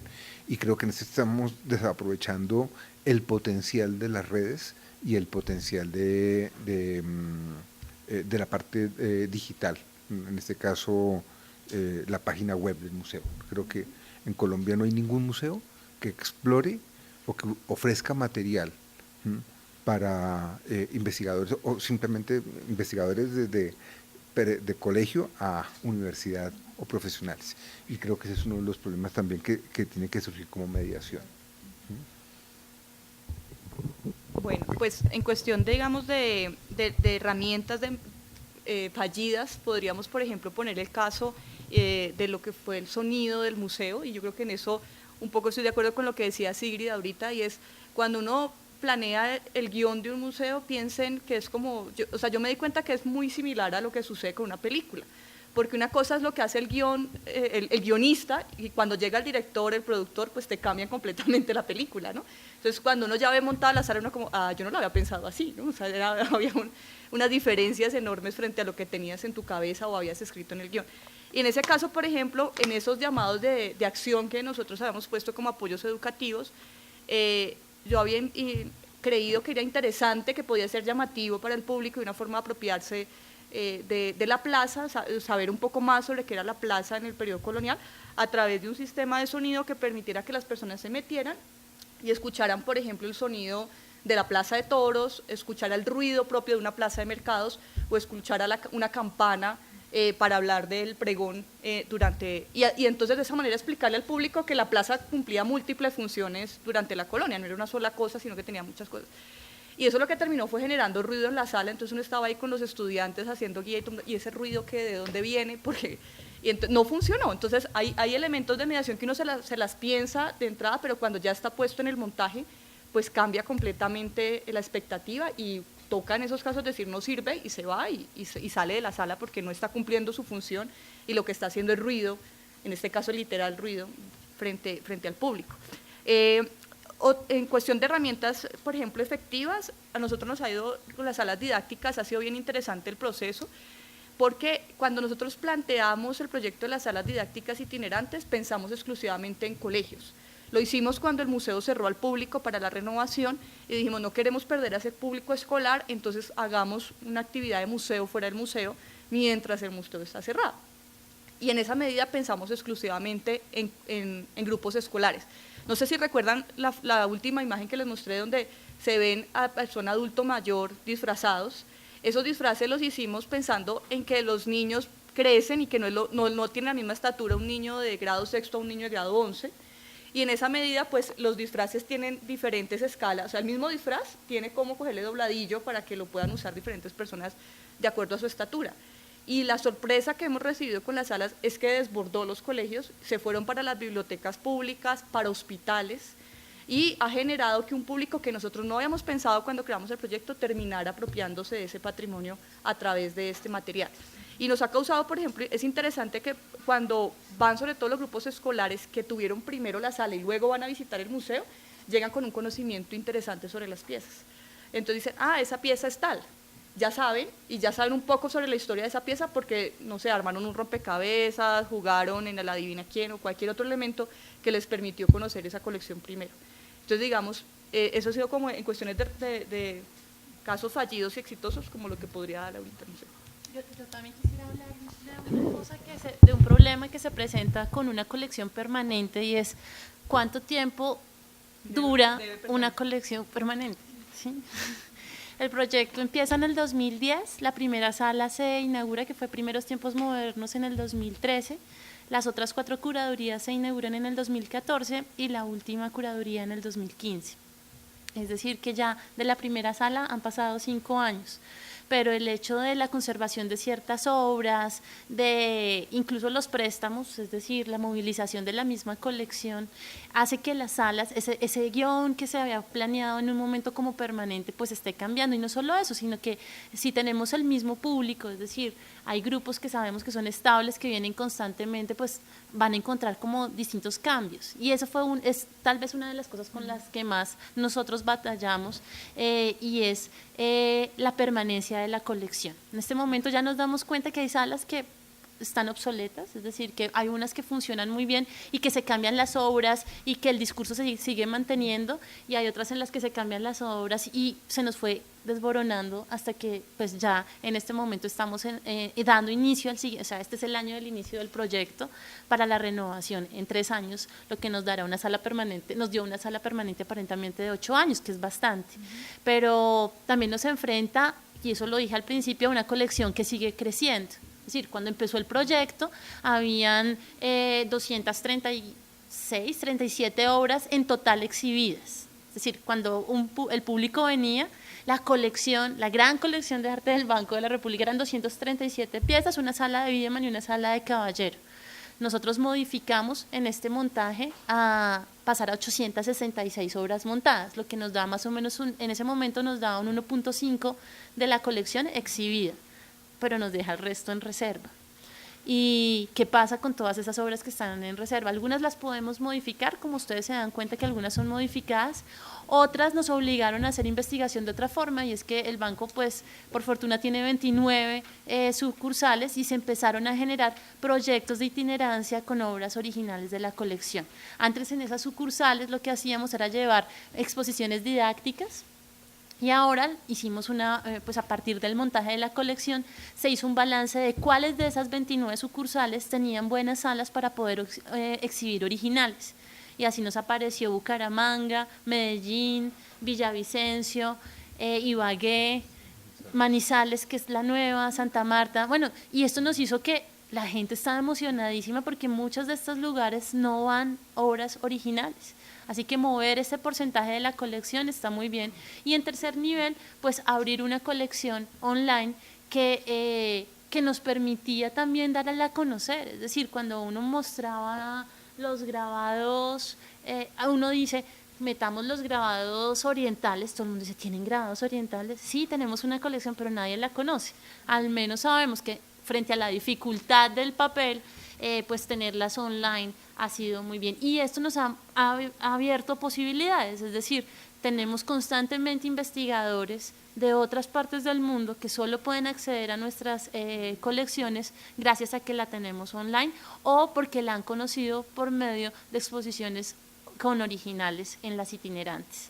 O pues la primera exposición internacional que hemos tenido de la colección, que creo que es como un gran fruto de este año, en febrero del 2018, que fue la primera exposición de la colección que se lleva afuera del país, que es la de Campo a Través, que se exhibió en Madrid entre febrero y marzo de este año, con pues realmente un público que no esperábamos. O sea, en la inauguración tuvimos 1.200 personas y no podíamos creer que, y interesantísimo como dato curioso, que uno piensa a veces en el arte contemporáneo como el eje de la colección del Banco de la República, poco a poco nos damos cuenta que piezas como la lechuga o la colección de monjas coronadas se ha vuelto realmente el verdadero tesoro. O sea, piezas que en principio no se pensaban que eran importantes o que eran muy importantes, pero no estaban como relacionadas como el top de la colección, poco a poco nos muestran que sí. Incluso lo que nos dan con los analytics de la colección online, pues la pieza más visitada de la colección online es la lechuga. Y esos son como datos que nos terminan configurando una colección de arte desde otros niveles. Nosotros pensábamos en Doris Salcedo, el Botero, Obregón, y ya nos están mostrando otras cosas, otros artistas que interesan muchísimo más.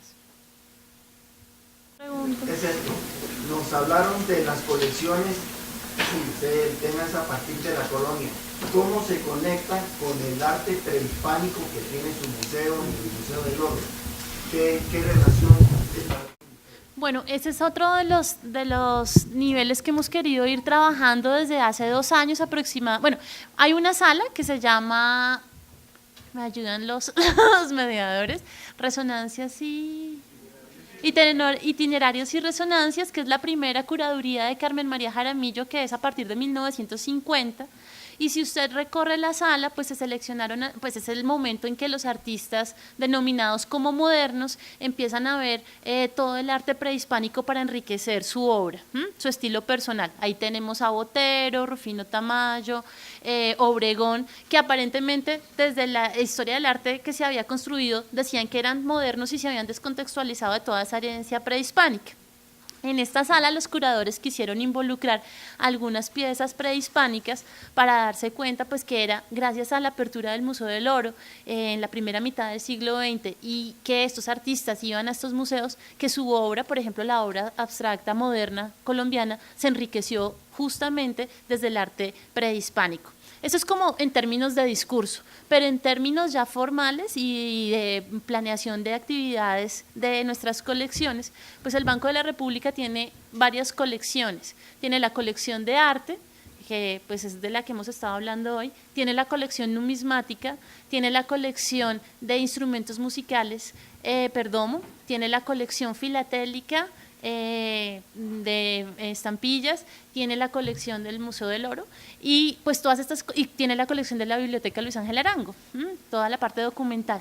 Así que no sé si pues muchos de ustedes nos visitan seguido, pero si ustedes analizan más o menos las exposiciones que estamos realizando hace 2 años, lo que estamos abogando es por una conexión de colecciones, es decir, son todas colecciones del Banco de la República, tenemos la posibilidad de ponerlas a dialogar, pues no las mostremos separadas. Es decir, en este momento tenemos una exposición en el Museo del Oro que está mostrando piezas de la colección de arte, piezas de la colección numismática y piezas del Museo del Oro. Y lo que nos está diciendo es, pues pongamos a dialogar estas colecciones, pongámoslas a dialogar atemporalmente y busquemos esos discursos que pueden ofrecernos. En este caso, en la colección actual, pues tenemos entonces, como le digo, una pequeña vitrina en la cual pues Carmen María Jaramillo dice, estas son las formas y estas son como de aquí se nutre el arte moderno colombiano. No salió de la nada ni de la vanguardia europea, sino de que los artistas colombianos modernos estaban mirando por primera vez pues las comunidades indígenas. ¿Puedo agregar algo? También desde la parte educativa, en el último año hemos hecho visitas que incluyen las dos colecciones, es el del Museo del Oro y nuestra colección de arte. Ahorita, como dice Sigrid, en la exposición de reparaciones del Museo del Oro, no solo hay piezas de la colección, sino también el programa educativo incluye una visita que recorre los dos espacios. También tenemos otra visita que hace la conexión en el sentido arquitectónico de los espacios del Banco de la República, y bueno, eso desde de la parte educativa. Sí. En el caso de nosotros, pues claro, nuestra colección por misión es exclusivamente colonial, excepto un pequeño fragmento que tenemos en una de las salas donde tenemos comodato, es decir, préstamo, tenencia, de hecho en este caso, del ICANN, del Instituto Colombiano de Antropología e Historia, donde tenemos una selección de piezas prehispánicas. Pero más interesante es que nosotros hacemos una ruta de mediación entre el Museo Arqueológico Casa del Marqués de San Jorge, el Museo Colonial y el Museo de Trajes, que son 3 museos que están ubicados sobre la carrera sexta. En ese caso, entonces, primero van al Museo Arqueológico y allí se les habla del oficio artesanal prehispánico y también de la pintura mural que conserva la casa. Luego pasan al Museo Colonial y se les habla de los oficios durante el periodo colonial y finalmente terminan en el Museo de Trajes hablando del oficio artesanal de algunas comunidades indígenas actuales. Entonces se hace como una línea, una curva de tiempo con un tema en específico que son los oficios, y eso nos ayuda a incluir dentro de nuestros contenidos arte precolombino. ¿Arranco yo? Sí. Gracias. No, a ver, yo creo que eso depende de los públicos. Entonces, en algunos casos vamos a darle prioridad a la colección cuando así lo amerita, y en algunos aspectos vamos a darle más prioridad al público cuando así lo amerita. Entonces, por ejemplo, si tengo un recorrido con estudiantes de historia del arte, por supuesto que el eje va a ser las piezas, ¿ya? Y ahí tiene que haber una relación, un diálogo muy interesante entre esos chicos que saben, que nos pueden aportar, y nosotros cómo podemos complementar ese diálogo que se haga en esa relación. Pero si, por ejemplo, tengo un público invidente, pues no me interesa hacerles una descripción paso a paso de qué están viendo en el cuadro, sino, por ejemplo, usar piezas que tengan texturas que le permitan a ellos ver con sus manos. O de ejemplo que da ahorita de primera infancia. ¿Realmente me interesa explicarle a un niño de 3 años quién es Santa Bárbara? ¿O me interesa que ese niño se vaya con una idea de que en la pintura, en esas imágenes pueden haber animales como los que ellos retratan en sus colegios, que podemos hacer estudios de cuerpo, de cara, etcétera, en esa medida? Ahora, el público es muy importante, pero también obviamente tiene sus límites. Entonces, por ejemplo, lo que ha pasado con el tranvía turístico, que ustedes seguro habrán visto aquí en la Candelaria, es bien interesante porque ellos construyeron el guión, historiadores, sobre los sitios por los que iban a pasar, y entonces hacían todo el proceso de contarle a los que se estuvieran al tranvía qué había pasado con el tranvía en Bogotá, cuáles eran los puntos neurálgicos, etcétera. Pero lo que no contaron es que se les iba a empezar a subir mucho adulto mayor que vivió antes del 48 y se subió al tranvía. Y eso les ayudó, claro, y eso les ayudó a reconstruir el guión, ¿ya? Pero entonces ahí juega, la historia oral tiene sus limitaciones, porque uno a veces recuerda con errores. Y hay cosas que tú dices, no, yo recuerdo que el cielo era verde. El cielo era verde en los años 40, el cielo era verde, y no hay ningún estudio que demuestre que el cielo era verde. Entonces, ¿hasta dónde la historia oral me ayuda a complementar ese guión? Pero siempre buscando la rigurosidad para que no se vaya a perder la información que ya de manera investigativa se ha concentrado. Y en términos de la construcción del espacio, es decir, porque estamos hablando de que se construye un espacio en el que, al que pues, van a acudir unos visitantes, en el que se adaptan los discursos. En el caso, me imagino, digamos, estás hablando de un ejemplo en el que hay una visita comentada, entonces el discurso se adapta o bien para el estudiante de artes o bien para los niños de primera infancia, pero ¿qué pasa con el espacio ahí? Es decir, ¿cómo entra ese tercer agente también como en esa ecuación que es el espacio que también habla? ¿Dónde está ahí entonces ese límite? ¿Cómo hace el espacio para modificar su discurso de acuerdo a las particularidades de los visitantes o para complementarlo? De pronto tiene que ver con lo que yo estaba pensando contestarte, y es esto. Estás preguntando por la relación que existe entre museo, obra y público, ¿sí? Aquí hay una condición que es particular. Por ejemplo, en el caso de mi vinculación con el museo, es que hay que pensar primero qué tipo de museos, qué tipo de museo es. Bueno, el Museo Nacional es un museo muy complicado porque es un museo que no es de nada, es un museo de antropología, arte, sociología, un museo de todo. Este es un museo que tiene una identidad y es arte. Digamos, los museos casi siempre son museos de antropología, museos de arqueología, museos de historia, museos de arte. Hay museos que son museos de todo y eso les hace perder un poco, digamos, en alguna forma la identidad para dónde apunta. En este caso, el banco convocó 5 personas, es un museo que más o menos tiene tendencia a ser museo de arte, ese es su fuerte y su identidad. Cuando se planea, digamos, te lo pongo así con la premisa que quería mencionar, en este momento la tendencia es hacer museos sin obra, es decir, la obra se está perdiendo, la obra al museo, o el objeto más bien, más que la obra, era concomitante a la idea de museo hasta hace un par de décadas. Los museos actuales no necesariamente se vinculan a un objeto. Entonces, el problema es que más que una sala o una curaduría en mediar con un público, es pensar a qué tiende el museo, cuál es el objetivo, cuál es la misión del museo. ¿Me hago entender? O sea, el problema ya no es armar curadurías, sino el problema grueso es qué quiere un museo o una institución en este caso. Y a partir de eso se puede plantear un guión o se puede plantear una curaduría primero que termina en un conjunto de guiones. De hecho, en este momento los guiones ya no se están planteando lineales como los que tenemos, sino circulares. O sea, un guión en donde las obras puedan moverse permanentemente. Es decir, guiones que no están amarrados a objetos. Me hago entender que es completamente distinto a lo que tenemos actualmente. Entonces, en este sentido, ahí te estoy planteando, no sé si te entendí la pregunta, pero es la respuesta que te podría dar en el sentido en que el problema no es la relación de la obra con el público, sino es la institución museal, que es lo que pretende. Porque en estos términos, un zoológico es un museo, un jardín botánico es un museo. Entonces, tenemos que comenzar a pensar en que el problema ya es de experiencia. Estoy pensando, por ejemplo, en los Yad Vashem, que son los museos del Holocausto, que ya no tienen objetos, uno solo. Son museos que se organizan a partir de elementos experienciales. Entonces, creo que el asunto en esto es que tenemos unos tipos de público muy distintos, el tipo de público que tenemos ahora. A eso me refería con tecnologías, porque el problema no es la incorporación de herramientas tecnológicas, sino pensar digitalmente, que es otra cosa.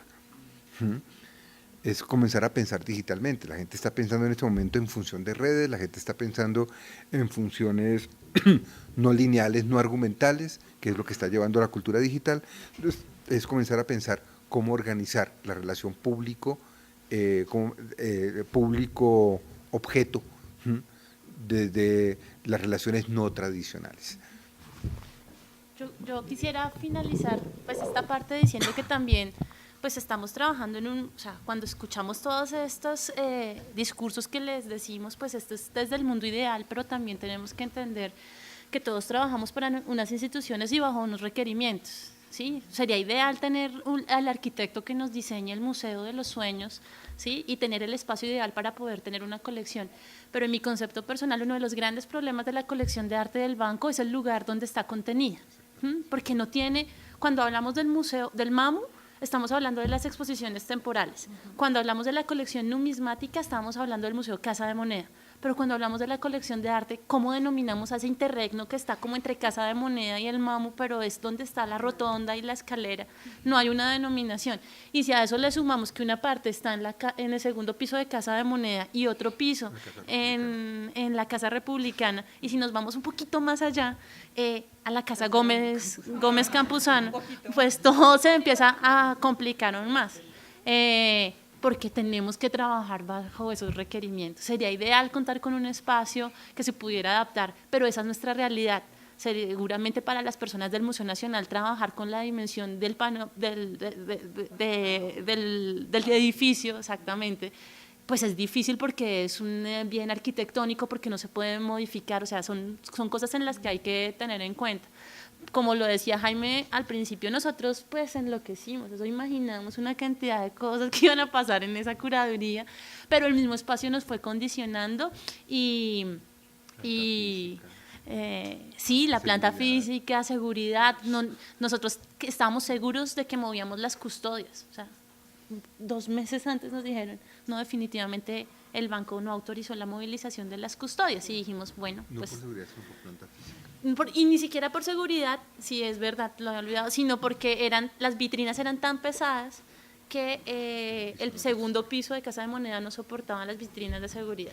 Entonces, frente a esas realidades, pues uno se tiene que ir adaptando, y también frente a las realidades del público que nos visita. Uno quisiera tener muchas posibilidades, pero, por ejemplo, lo hemos probado con algunas exposiciones temporales, no sé, los mediadores estarán de acuerdo conmigo, por ejemplo, libretas de dibujo que está en el segundo piso de Casa Republicana, es una exposición donde queríamos tener las tablets para que la gente pudiera ver unas libretas, verlas solo en una hoja abierta, entonces teníamos las tablets porque queríamos que todo el mundo viera todo lo que tienen las libretas, pero el problema es que con los cortes de luz, los problemas de electricidad, las tablets se desconfiguraron, los niños empezaron a entrar a su Facebook en las tablets porque no les interesaba ver nada de esto, y es una realidad que no, o sea, todos decíamos, no, van a ver las tablets, no, ellos rapidísimo empezaron a meterse en otras páginas que no, exactamente. Entonces, también me parece interesante pensar allí lo que dice Jaime, hasta qué es lo que entendemos por interactividad, ¿no? No hay que meter una tablet para sentir que una exposición es interactiva. Hay otros mecanismos, y pensarse en esas otras formas, pues es lo que nos lleva a estos nuevos retos, ¿no? De acuerdo. Casualmente nosotros el proyecto educativo, bueno, todos los estudiantes fuimos de visita con Nicolás, haciendo un tour, nos contó sobre las curadurías, pero ahora cuando estáis hablando me estaba preguntando con respecto al obsoleto, de que ahora algunas salas ya no funcionan. Cuando se planteó, ¿eso es algo que os habéis imaginado, como esto dentro de 8 años ya va a ser obsoleto? Y al replantearlo ahora, ¿cómo se afronta eso? O sea, ¿cómo afronta la institución un cambio grandísimo? Porque debe ser eso como un terremoto que pasa por la institución, ¿no? Pensando que dentro de 8 años o 10, a lo mejor va a volver a pasar lo mismo, que me imagino que es tan horrible como mudarse de casa. Digo yo, ¿no? O peor. Es peor. Jairo. Yo, bueno, las dos que se vienen, por ejemplo, temas que me parece interesante que a veces no se hablan, aunque están ahí, sobre todo con un público como más público general. Y es el tema un poco del elitismo en el arte, de las brechas sociales, de los discursos museales, ¿no? Por ejemplo, lo que trabaja Jaime, me encanta el tema de lo digital, porque también es otra brecha gigantesca en la que estamos como muy quedados, por decirlo de alguna manera, en muchos sentidos, y a veces uno sintiera que hasta hay como un poco de temor o de recelo de abordar ese tipo de temáticas. También pues hay experiencias muy positivas, como lo que hizo Sebastián con el grupo de los chicos, por ejemplo, me pareció realmente una cosa totalmente diferente, y me gustó que el museo le haya apostado a eso. Pero entonces, de pronto, lo que decía Jaime me parece importante en la medida en que plantea qué tipo de museo es y qué quiere cada museo como institución, digamos, en esa relación de público, museo, obra, ¿no? Mi pregunta es, nosotros como museos tenemos claro qué queremos, y a nivel personal me atrevería a preguntarles, ustedes, ¿qué quisieran que fueran los museos en nuestro caso particular colombiano, ¿no? Entonces, como puntualmente eso. Hablando de, ahorita que mencionaban la distinción entre un museo del oro, por ejemplo, la colección del Museo del Oro, y la colección de arte colonial, les quería preguntar sobre el guión curatorial de la parte colonial, que justamente no tiene muchas referencias, no es muy evidente la parte de contacto, sino que apela pues a un barroco plenamente establecido, en vez de, digamos, cómo mostrar como esa presencia indígena y cómo pervive en el tiempo. Entonces quería preguntarles un poco pues de esa decisión curatorial. Yo llevo trabajando algún tiempo en el área educativa y en el Museo Colonial, y entonces para nosotros fue prácticamente un accidente que el área educativa terminara trabajando en curaduría. Y en general lo que yo siento en casi todos los museos es que existe una distancia muy grande entre el equipo de curaduría y el equipo educativo. En el caso de nosotros fue por un accidente y nosotros no lo planeamos, simplemente se necesitaban investigadores, habían 2 investigadores en el área de curaduría y empezamos a trabajar en curaduría, pero ha sido un ejercicio muy interesante porque haciéndolo nos dimos cuenta pues que esos 2 investigadores conocían mucho sobre el público y que, siguiendo un poco lo que Jaime estaba diciendo, dependiendo de la línea que tuviese cada museo, en el caso de nosotros, pues la decisión era que nosotros le íbamos a apuntar al público, esa idea de que el área educativa estuviese presente es muy importante. Los 3 son curadores, entonces me gustaría que ustedes nos dijeran qué tan importante es para ustedes desde la curaduría que haya gente del área educativa trabajando del lado de ustedes. Lo digo porque a veces, yo lo he sentido así en algunas curadurías en las que nosotros no hemos participado, en que a veces es decepcionante cuando uno como mediador tiene que esperar a que le llegue el guión para poder entrar a la exposición, y muchas veces uno en la inauguración llega y desconoce por completo qué es lo que está pasando. Y otro elemento que quería agregar en torno a la mediación, en el caso del arte colonial, es que aparte de lo iconográfico, por ejemplo, algo que nos ha funcionado muy bien a nosotros es el tema de la materialidad, es explicarle a la gente cómo se hace cada objeto. Que en ese caso empieza a articularse otra área que es muy importante, que es la área de conservación y restauración, que son nuestros compañeros que tienen el conocimiento de esa materialidad de las obras. Entonces, por ejemplo, a mí como mediadora me ha funcionado muy bien explicarle a las personas cómo se hace una pintura, cómo se reutilizan los materiales, ya que en la colonia pues esto era muy común, y la escultura termina siendo una herramienta fundamental no solo para las personas en condición de discapacidad, sino también para el público en general, que tú le cuentes cómo de un pedazo de madera terminas teniendo una imagen devocional policromada. Y eso no solo para entender cómo funciona, sino también el nivel de apropiación que hay.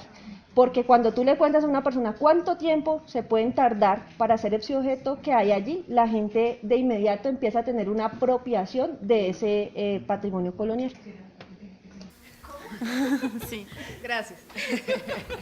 Creo que... Bueno, yo quisiera empezar con tu comentario, porque en mi caso es a la inversa. Y es que yo terminé siendo curadora, pero empecé justamente en el área de educación.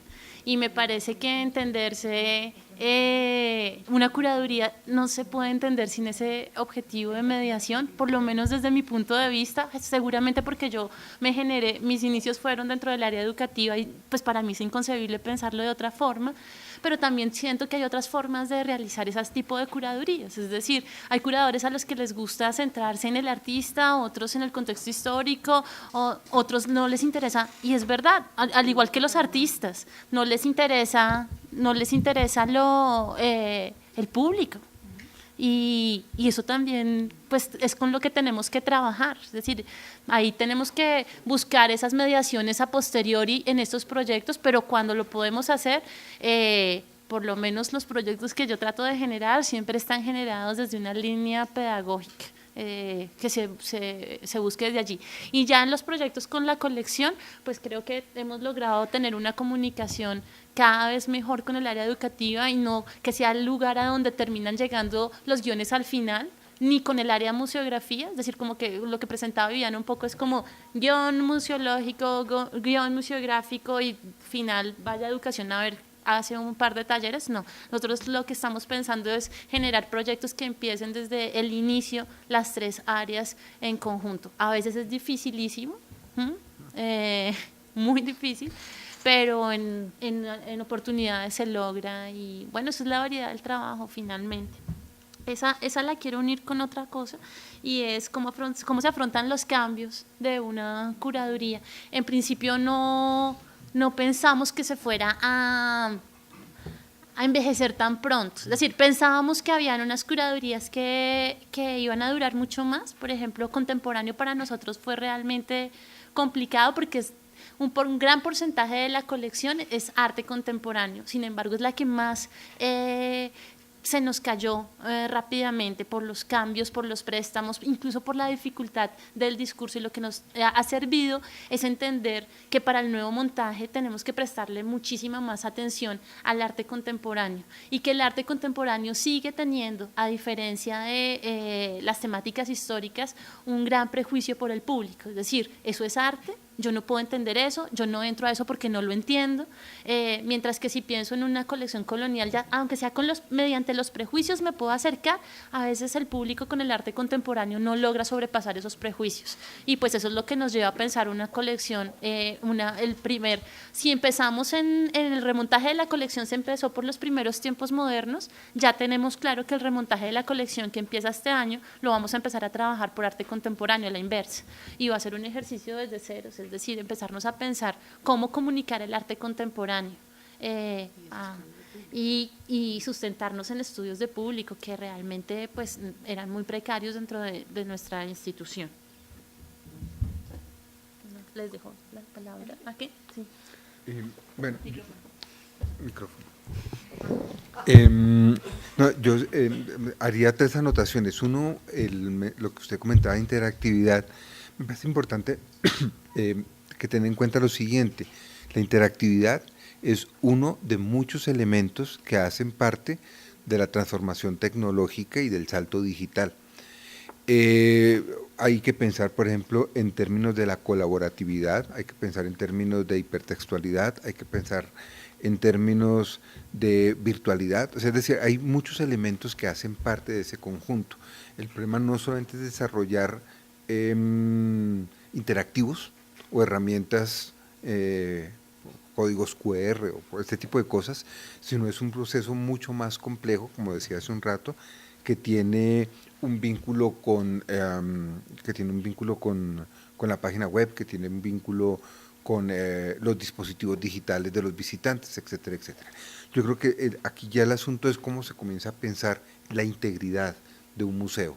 No solamente es un poco también la respuesta que da hace un momento, no solamente las fragmentaciones, sino la integridad, que también un poco responde al problema de la educación, de la parte educativa y la parte curatorial. Esto depende también del tamaño, no te podría, o sea, en esto no hay disposiciones claras porque depende mucho del tamaño de un museo. El Colonial es un museo chiquitico. Tú no puedes poner en el Museo Nacional, por ejemplo, a trabajar educativa con curadurías, porque sería una reunión como de 80 personas tratando de pensar la elaboración de un guión. Ahí está la jefa educativa, con que vaya ella es suficiente. Que vaya Mayale.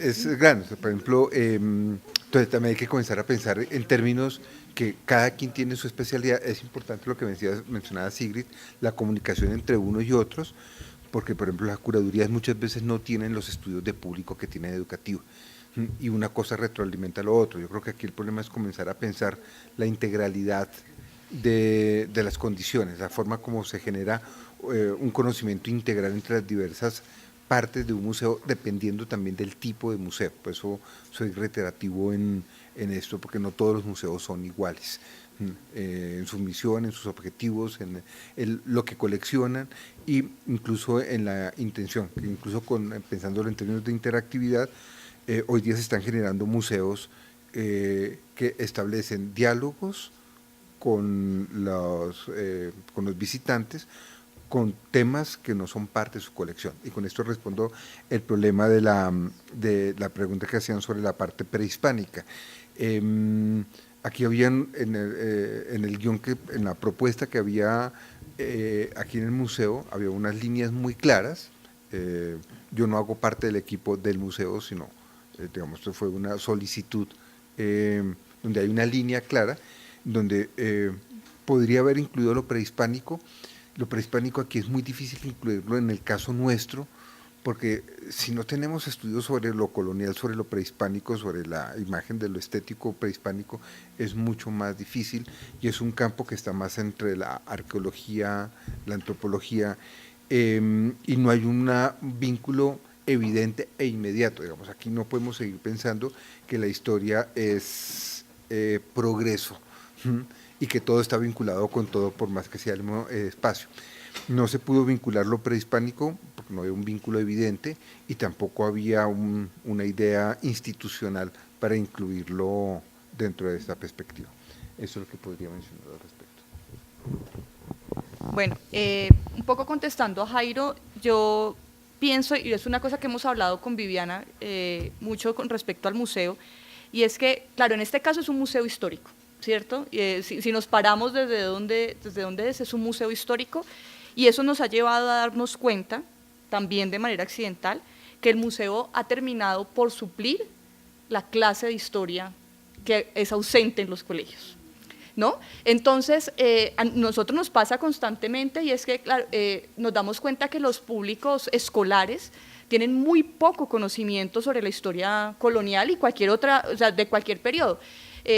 Algo que yo siempre digo es, y además que demuestra la desigualdad parte de la educación, o sea, la desigualdad comienza con los procesos educativos. Entonces, perfectamente un niño de colegio público de grado séptimo, si le pregunto qué es colonia, que es la primera pregunta que hago para saber más o menos qué lenguaje hay que utilizar de ahí en adelante, bueno, ¿ustedes qué entienden por colonia? Ay, ¿son las abejas? ¿No? Sí, o es lo que me aplico por las mañanas para ir a estudiar, y que un niño de esa misma edad de un colegio bilingüe privado te diga, te dé una definición que no te la da un estudiante de historia de sexto o séptimo semestre, ¿no? Entonces, digamos que eso es complejo porque demuestra, insisto, la desigualdad donde arranca, y en el museo nosotros un mismo día podemos recibir niños de grado, no sé, de jardín, hasta universitarios, hasta especialistas en un tema que vienen a Bogotá por algún tema determinado, diplomáticos, etcétera. O sea, la curva de edades es impresionante y el nivel de escolaridad y de conocimiento sobre el periodo es distinto, pero sí nos hemos dado cuenta que el museo termina supliendo en la mayoría de los casos esa cátedra ausente de lo colonial, y por lo tanto las salas están pensadas en esclarecer esos temas neurálgicos que consideramos eran neurálgicos y que el estudio público nos lo arrojó, podían ser fundamentales para la explicación sobre este periodo en particular. Bueno, obviamente yo estaría completamente en discrepancia con la idea de que la educación no necesariamente tiene que ser parte del área de curaduría, pero pues obviamente hay un nivel subjetivo, pues yo trabajo en el área educativa de un museo, y sí creo que es fundamental que esté un representante, no tienen que ir los 80, pero al menos que haya un representante del área educativa que conozca de antemano la exposición y que pueda aportar de antemano la exposición. Hay muchas cosas que el curador no se tiene por qué percatar, porque su conocimiento no es. Y hay algo que yo suelo decir, y es que el verdadero trabajo de observación de público lo hacemos diariamente los mediadores. Yo, por ejemplo, le digo a mis compañeros de trabajo, si ustedes quieren conocer el museo, vengan un domingo. Ahí lo van a conocer en toda su dimensión, porque el domingo es el día gratuito. Aquí pues sería cualquier día, excepto el martes, ¿no? Pero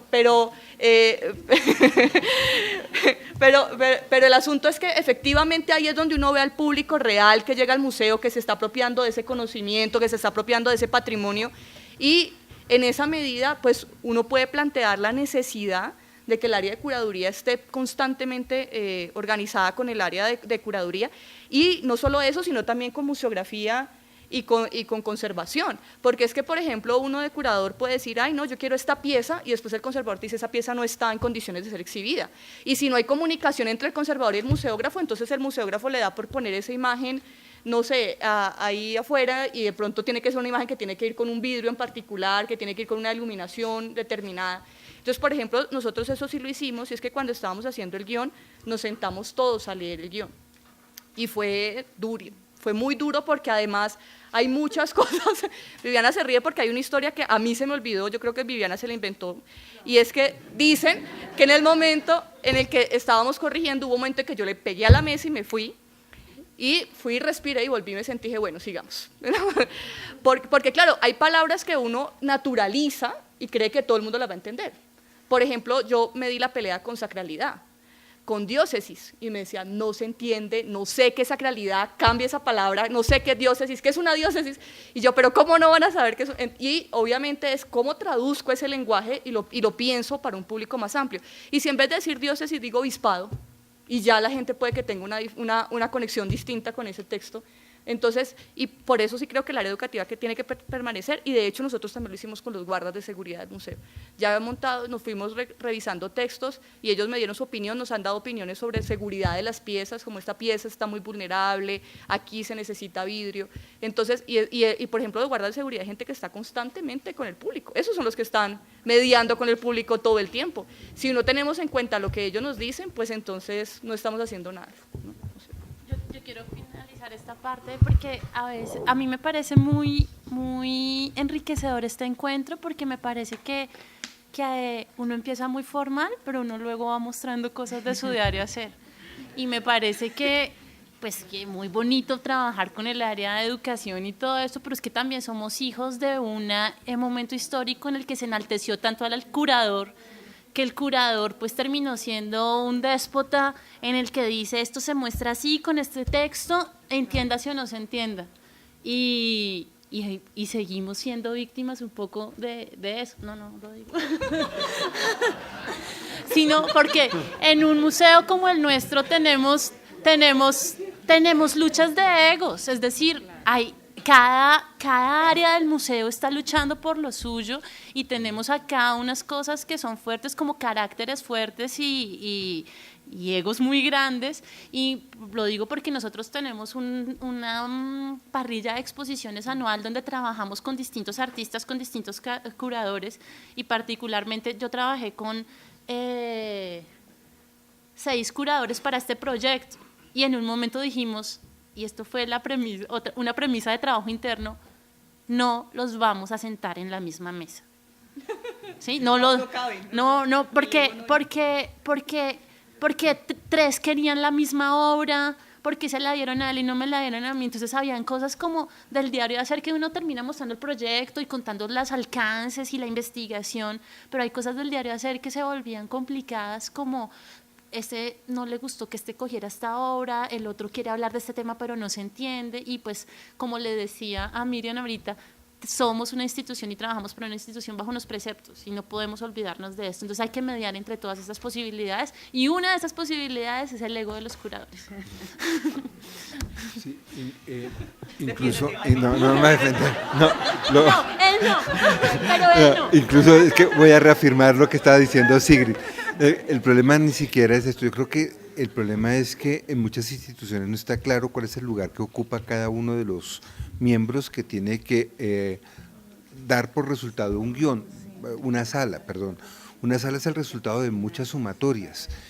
El curador efectivamente tiene que ser una parte, pero tiene que tener también la conciencia de dejar la parte que le corresponde a educativa, la parte que le corresponde a museografía, la parte que le corresponde incluso a montaje. Nosotros despreciamos mucho el montaje, y el montaje es fundamental.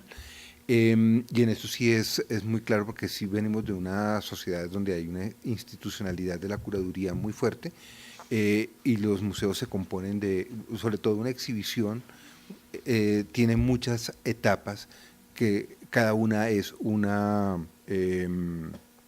especialidad propia, tiene su especialidad propia. Entonces sí creo que el problema es de diálogo y que cada quien sepa hasta dónde llega su propia frontera en la elaboración de una propuesta museal.